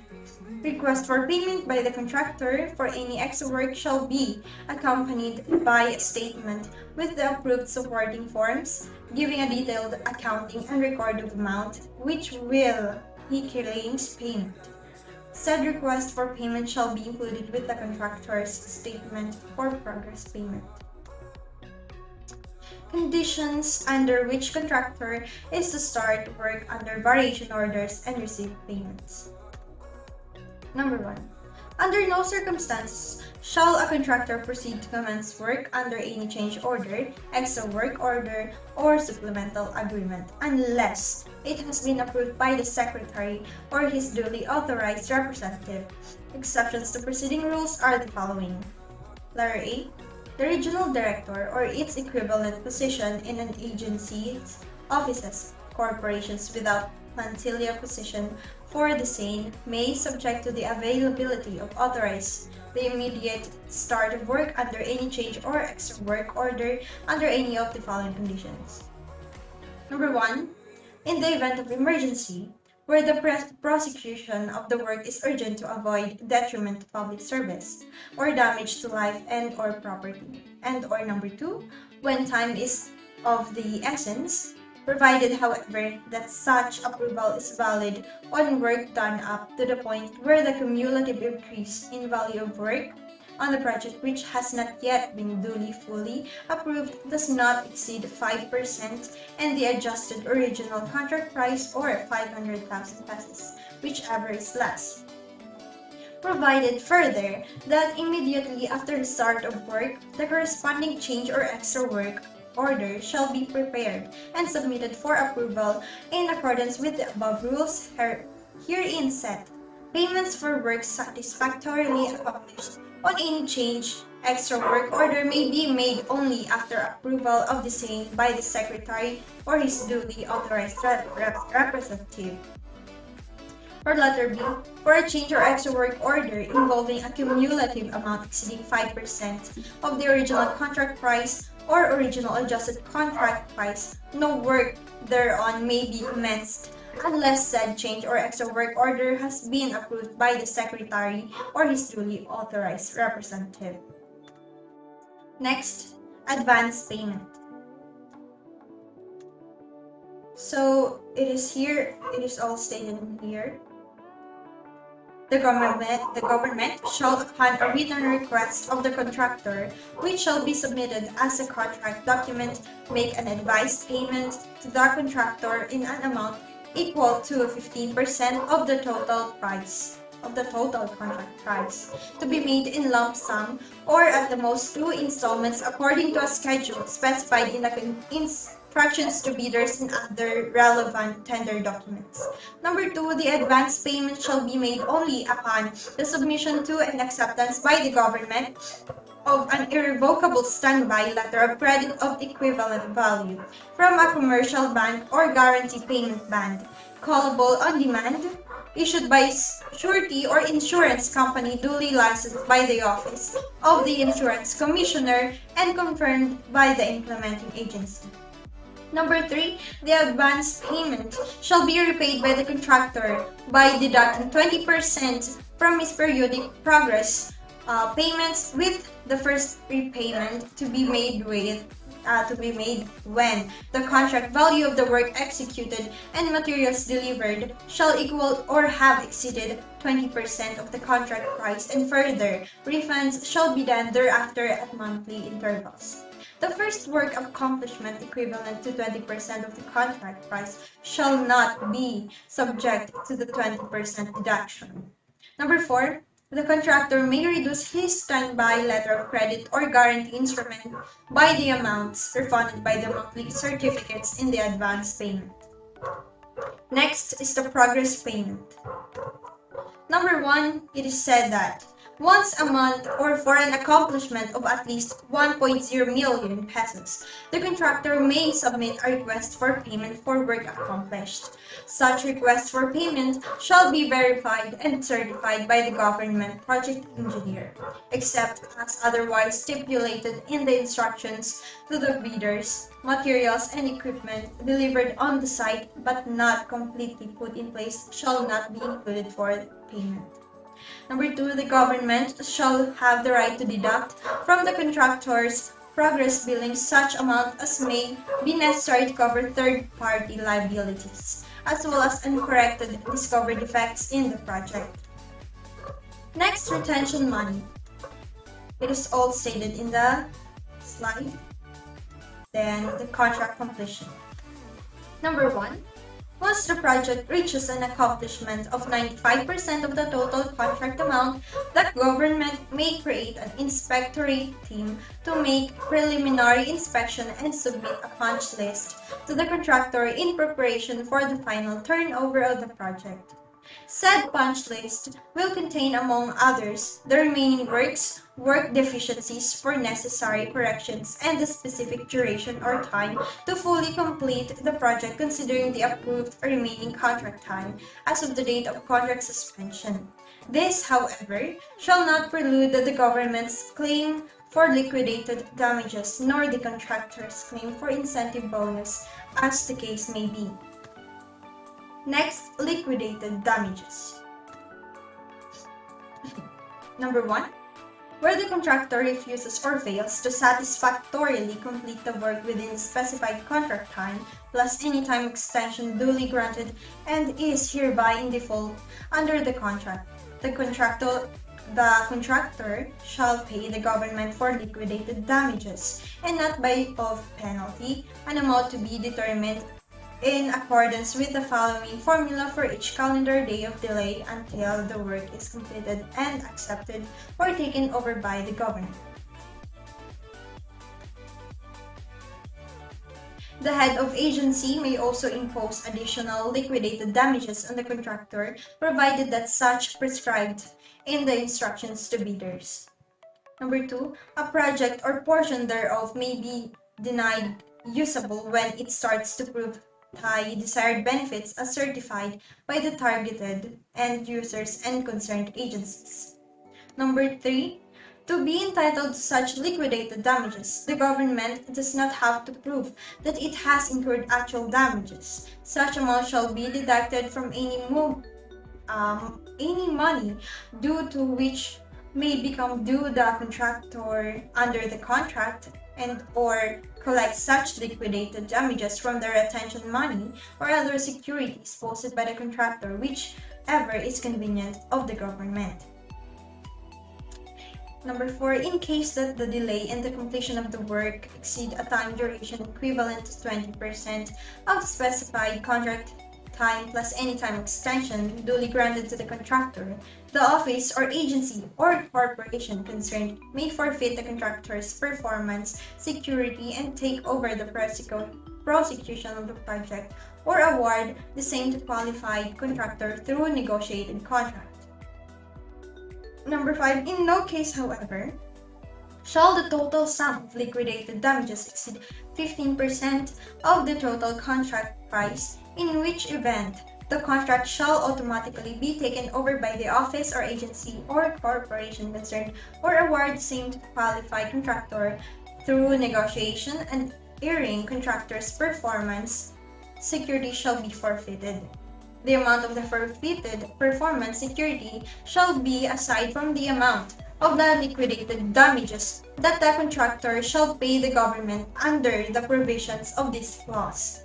Number 6, for terminated contracts where negotiation shall be undertaken, the procedures prescribed under Section IB 10.6.2.1 shall be adopted. Next is the incentive bonus.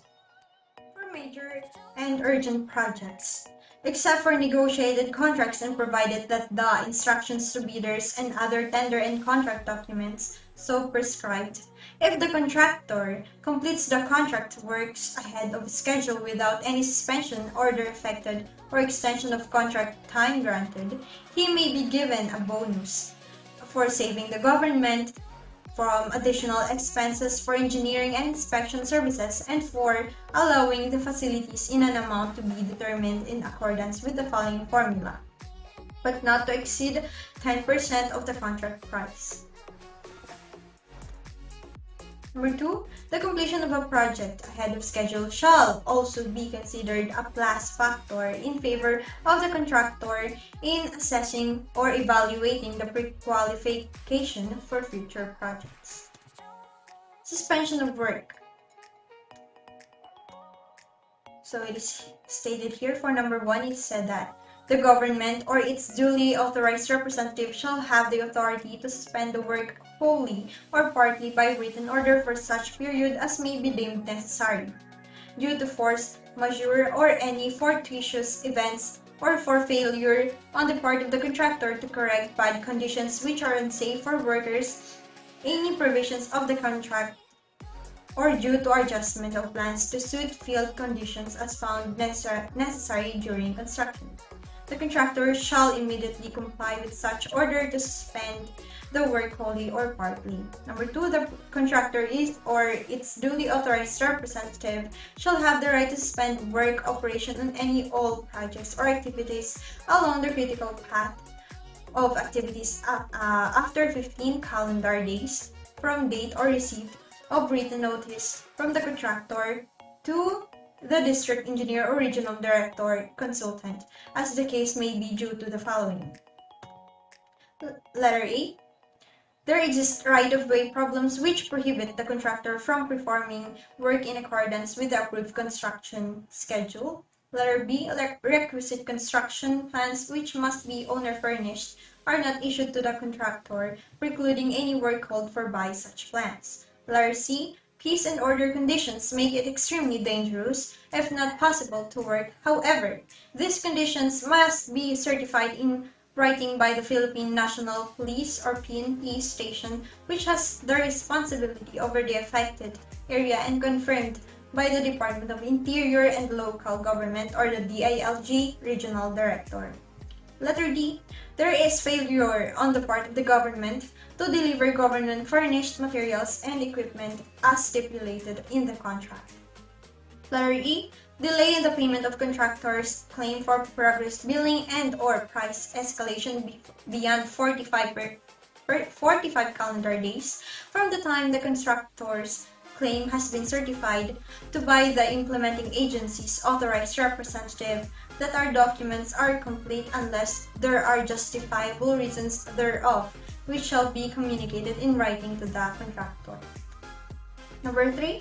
In case of total suspension or suspension of activities along the critical path, which is not due to any fault of the contractor, the elapsed time between the effective order of suspending operation and the order to resume work shall be allowed the contractor by adjusting the contract time accordingly. Contract Implementation 11 Extension of Contract Time. Number 1. Should the amount of additional work of any kind or other special circumstances of any kind whatsoever occur, such as to fairly entitle the contractor to an extension of contract time, the government shall determine the amount of such extension, provided that the government is not bound to take into account any claim for an extension of time unless the contractor has prior to the expiration of the contract time and within 30 calendar days after such work has been commenced or after the circumstances leading to such claim have arisen, delivered to the government notices in order that it could have investigated them at that time. Failure to provide such notice shall constitute a waiver by the contractor of any claim. Upon receipt of full and detailed particulars, the government shall examine the facts and extent of the delay and shall extend the contract time for completing the contract work when in the government's opinion the findings of facts justify an extension. And for number 2, no extension of contract time shall be granted the contractor due to A. Ordinary unfavorable weather condition, B. Inexcusable failure or negligence of contractor to provide the required equipment, supplies, or materials, or C. Other causes of which government is not directly responsible. For number 3, extension of contract time may be granted only when the affected activities fall within the critical path of the PERT or CPM network. Number 4, no extension of contract time shall be granted when the reason given to support the request of extension was already considered in the determination of the original contract time during conduct of detailed engineering and in the preparation of the contract document as prescribed under Section I, 4.j, Detailed Engineering, as agreed upon by the parties before contract formation. And for number 5, extension of contract time shall be granted for rainy or unworkable days considered unfavorable for the prosecution of the works at the site, based on the actual condition obtained at the site, for such period in excess of the number of rainy or unworkable days predetermined by the government in accordance with Section I, 4.j, hereof Detailed Engineering, and or for equivalent period of delay due to major calamities such as exceptionally destructive typhoons, floods, and earthquakes, and epidemics, and for causes such as non-delivery on time of materials, working drawings, or written information to be furnished by the government, non-acquisition of permit to enter private properties within the right-of-way, resulting in complete paralyzation of construction activities, and other meritorious causes as determined by the government's authorized engineer and approved by the government, shortage of construction material, general labor strikes, peace and order problems that disrupt construction operation through no fault of the contractor may be considered as additional grounds for extension of contract time provided that they are publicly felt and certified by the appropriate government agencies such as DTI, DOLE, DILG, and DND among others.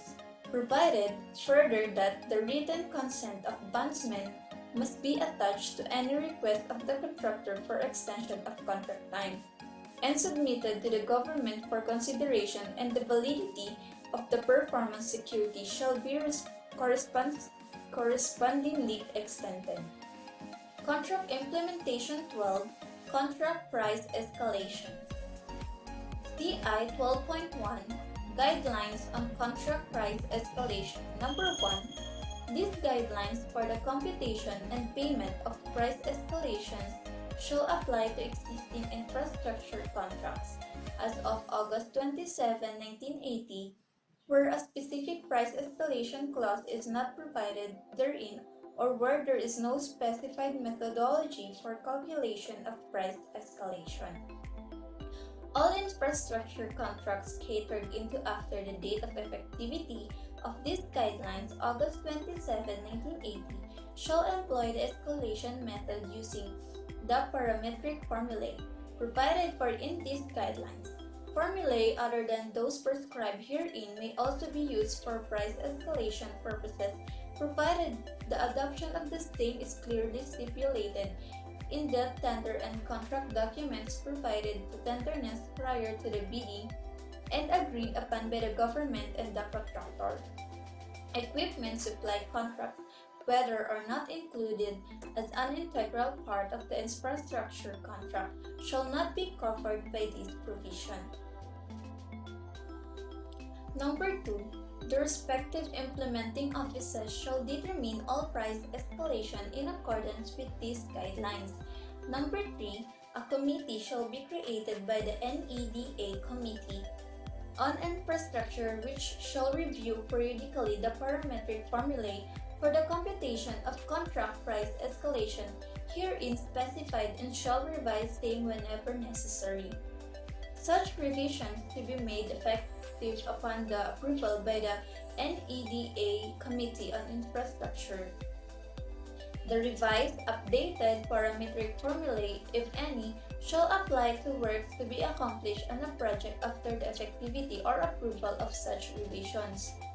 For number 4, for ongoing contracts and contracts bid but yet unawarded as of December 31, 1990, the unit prices of remaining balance of work based on the approved or revised construction schedule, including any time extension granted, shall be updated using the current parametric formulae to January 1991 prices with the original unit prices multiplied by the fluctuation factors without the deduction.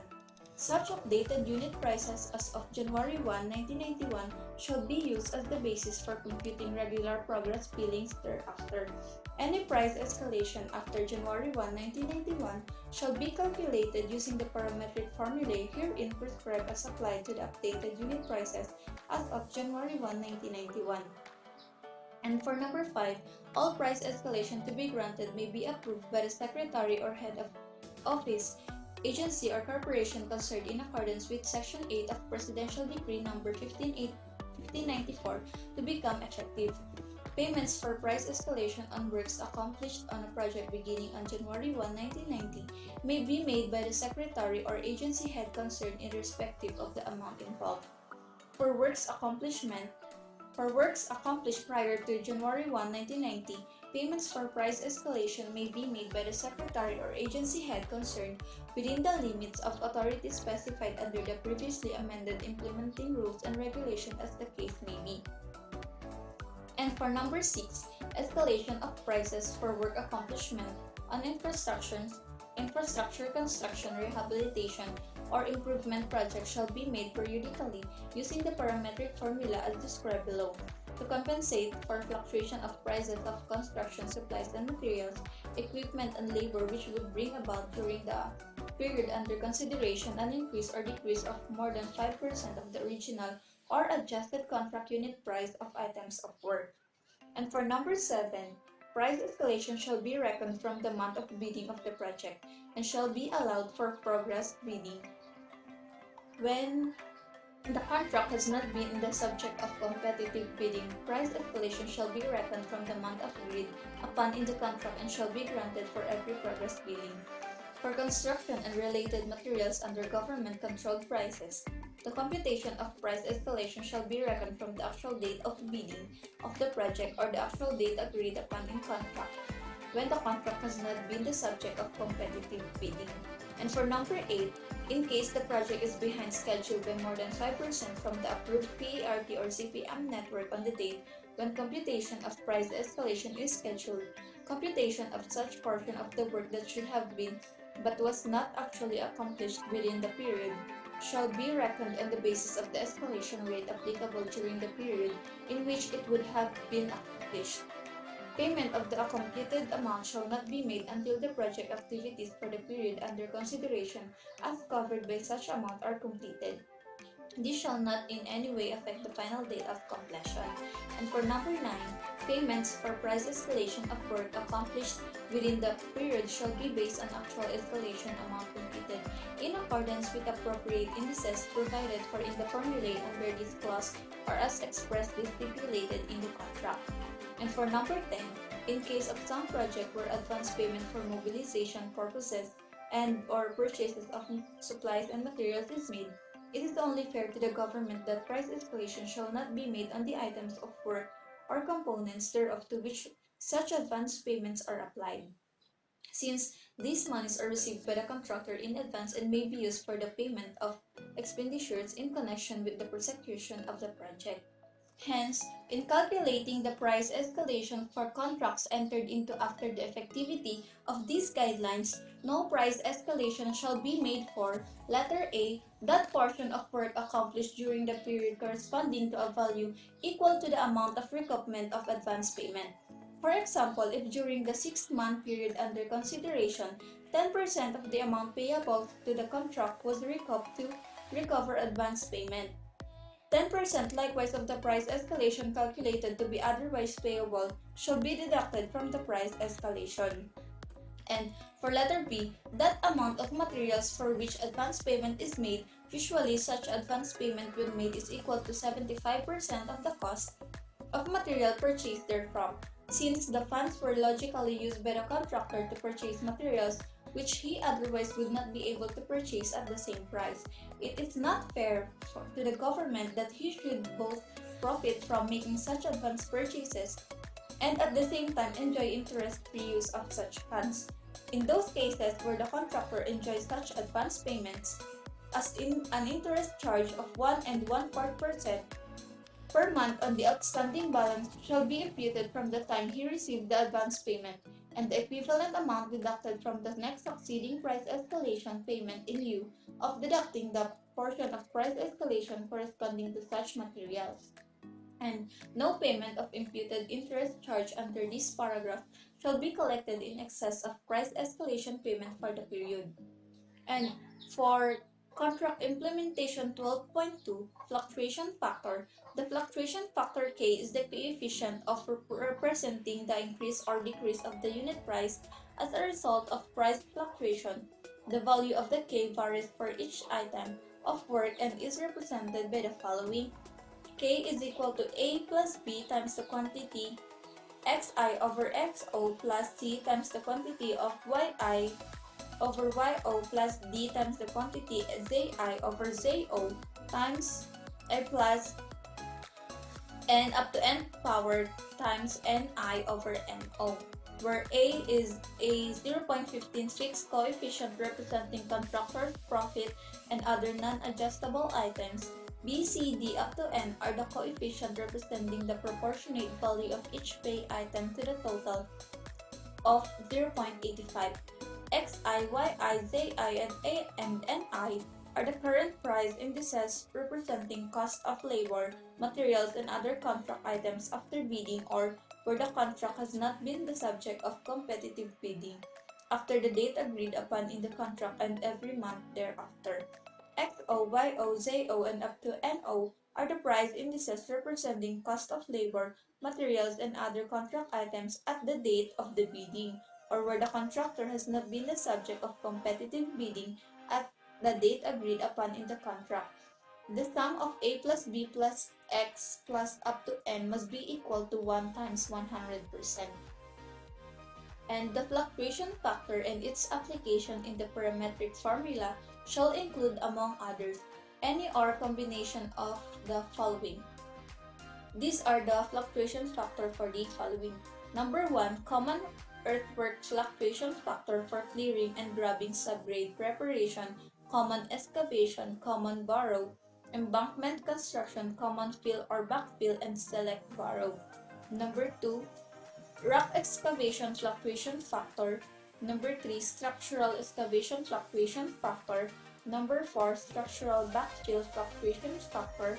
Number 5, day work fluctuation factor for equipment. So these are the assigned fluctuation factor for each item.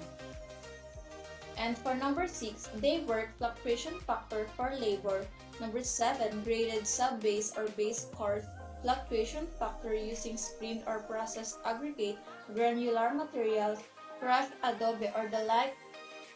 Number 8, asphaltic materials fluctuation factor for prime or track coat. Number 9, asphaltic concrete fluctuation factor for bituminous fairing or surface course. Number 10, Portland cement concrete pavement PCCP fluctuation factor. And number 11, concrete fluctuation factor for curb, gutter, and sidewalk. So these are the assigned fluctuation factor again for these numbers. And for number 12, reinforced concrete structures fluctuation factor for bridge, culvert, retaining wall, bulkhead, piles, precast, parapet wall, railing, footing, columns, supporting slab, and beam. Number 13, reinforced concrete structure fluctuation factor for head wall, catch basin, manhole, drop inlet concrete post, and number 14, reinforced concrete pipe or culvert pipe fluctuation factor. And for number 15, fluctuation factor is for non-reinforced concrete pipes fluctuation factor. Number 16, concrete for structure class A or B fluctuation factor. For number 17, fluctuation factor, it is for grouted riprap or stone masonry fluctuation factor. For number 18, it is for concrete masonry or CHB fluctuation factor. For number 19, reinforced steel bars fluctuation factor. For number 20, structural steel works fluctuation factor. And for number 21, demolition of concrete structure fluctuation factor. 22, demolition of PCCP street fluctuation factor. Number 23, demolition AC pavement street fluctuation factor. Number 24, paintings fluctuation factor with use of equipment. Number 25, painting fluctuation factor using labor only. And for 26, wood structure fluctuation factor for false work, temporary wood bridge, and wood guardrail. And for 27, carpentry work fluctuation factor. 28, cast or galvanized iron pipes fluctuation factor. 29, steel pipes fluctuation factor. 30, asbestos cement pipes fluctuation factor. And for 31, it is for PVC pipes fluctuation factor. And 32, gate valves and fire hydrant fluctuation factor. And for 33, check valves fluctuation factor. 34, water service connection fluctuation factor. 35, plumbing fixtures fluctuation factor. And 36, plain and corrugated GI sheets fluctuation factor. 37, cement plaster fluctuation factor. And for 38, marble floor finish fluctuation factor. For 39, glaze and ceramic tiles fluctuation factor. 40, window frames and grills fluctuation factor. For 41, it is for glazing fluctuation factor. For 42, it is for electrical roughed-in fluctuation factor. For 43, it is for lighting fixtures and devices fluctuation factor. 44, PVC water stop 9 inches fluctuation factor. And for 45, it is for electrical wood pole fluctuation factor. 46, it is for wood cross arm fluctuation factor. For 47, lightning arrestor 3000 volts to 15,000 volts fluctuation factor for 48 transformers, 10 kVA to 50 kVA fluctuation factor, 49 bare copper wire fluctuation factor, and for 50 bare aluminum wire fluctuation factor. For 51 dredging fluctuation factor, and that is all the fluctuation factor for its corresponding number. For 52, general construction fluctuation factor for others not covered by any or combination of the above 51 fluctuation factors. It is K52 is equal to 0.15 plus 0.85 times the quantity of Mi over Mo, where Mi is equal to current general construction price index figure, Mo base general construction price index figure, Li current labor, Lo base labor, Fi current equipment index figure, Fo base equipment index figure, Ai current asphaltic material price index figure, Ao base asphaltic material, Bi is current aggregates material, BO is for base aggregates material price index figure, CI is for current cement material price index figure, CO is for base cement material price index figure, DI is for current lumber material price index figure, DO is for base lumber material, FI is for current automotive fuel price index figure, FO is for base automotive fuel price index figure. For GI, current glass and glazing material price index figure, GO base glass and glazing material, HI current hardware material price index figure, HO for base hardware, II current galvanized or cast iron pipe for plumbing, IO base galvanized or cast iron pipe, JI for current polyvinyl chloride pipe, JO base polyvinyl chloride pipe, KI current asbestos cement pipe, KO base asbestos cement pipe, NI current paint material price index figure, NO base paint material price index figure, PI current plumbing fixture, PO base plumbing fixture, QI current concrete products, QO base concrete products, RI is for current reinforcing steel, RO is for base reinforcing steel, FI is for current structural steel, FO base structural steel, TI current exterior electrical, TO is for base exterior electrical material price index figure, UI current electrical fixtures or devices, UO is for base electrical fixture or devices, VI is for current electrical rough in material, VO is for base electrical rough in material, WI current metal products material price index figure, WO base metal products, XI current tile work, XO base tile work, ZI current blasting material, and ZO is for base blasting material. Number 3, for future contracts, the office, agency, or corporation concerned are authorized to update these formulae provided that such updated formulae shall be spelled out clearly in the contract documents, and provided further that the value of the constant A in the factors representing the constructor's profit and other items as indicated in the contract shall be fixed at 0.15. The following price indices shall be used: general construction price indices as published by the NSO or other authorized government agency, labor cost index as published by the Department of Labor and Employment, equipment index as published by the NSO or authorized government agency, asphaltic material or price index as published by the NSO or authorized government agency, aggregates material price index as published by the NSO again or authorized government agency, cement material, lumber material price index, automotive fuel price, glass and glazing material price index as published by the NSO or other authorized government agency, hardware material price index, galvanized or cast iron pipe, and then as published by the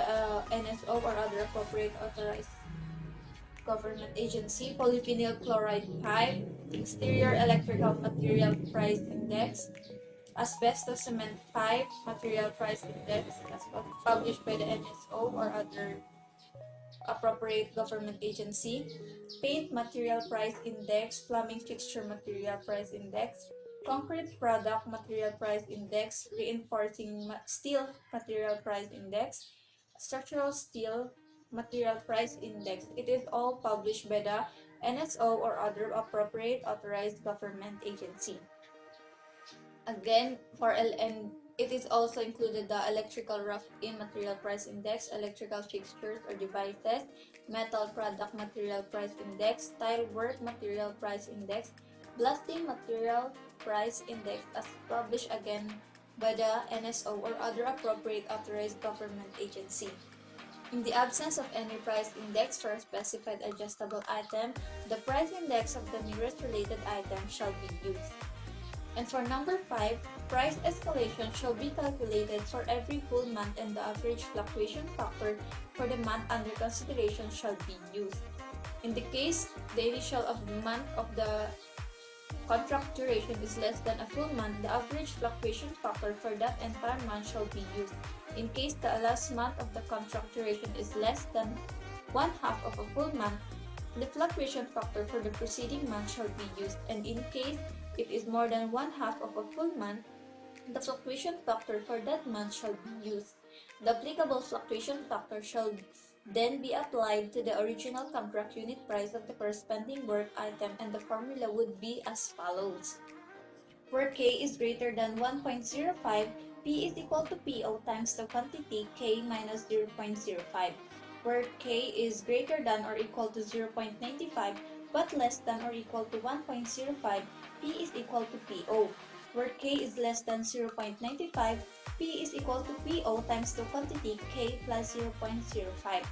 And then where P is the escalated bid or unit price, PO is the original bid, K is the fluctuation factor. Number 6, for the foreign currency component of contract prices, price escalation shall be computed using the parametric formulae in section CI 12.2 up to 5, where P is the escalated unit price of foreign currency component or escalated amount of foreign currency component, PO is the original unit price of foreign currency component or original amount of foreign currency component, K is the fluctuation factor computed using the price indices in the foreign country source of the specified adjustable item or the nearest related price. In case of the absence of the specific price index, the payable price escalation shall be converted to local currency at the time of the accomplishment of the work. And for number 7, in the computation of price escalation for the first quartile progress payment, the applicable fluctuation factor K to be adopted shall be the average of the values of the specific fluctuation factors from the date of the issuance of notice to proceed to the first quartile billing, wherein the base price indices are those at the month of bidding for contracts subjected to competitive bidding or at the month agreed upon in the contract when the contract has not been the subject of competitive bidding. For construction and related materials under government controlled prices, the base price indices shall be those at the actual date of bidding of the project, or the actual date agreed upon in the contract when the contract has not been the subject of competitive bidding. The next topic is about evaluation of contractors' performance. P1, Subject and Scope.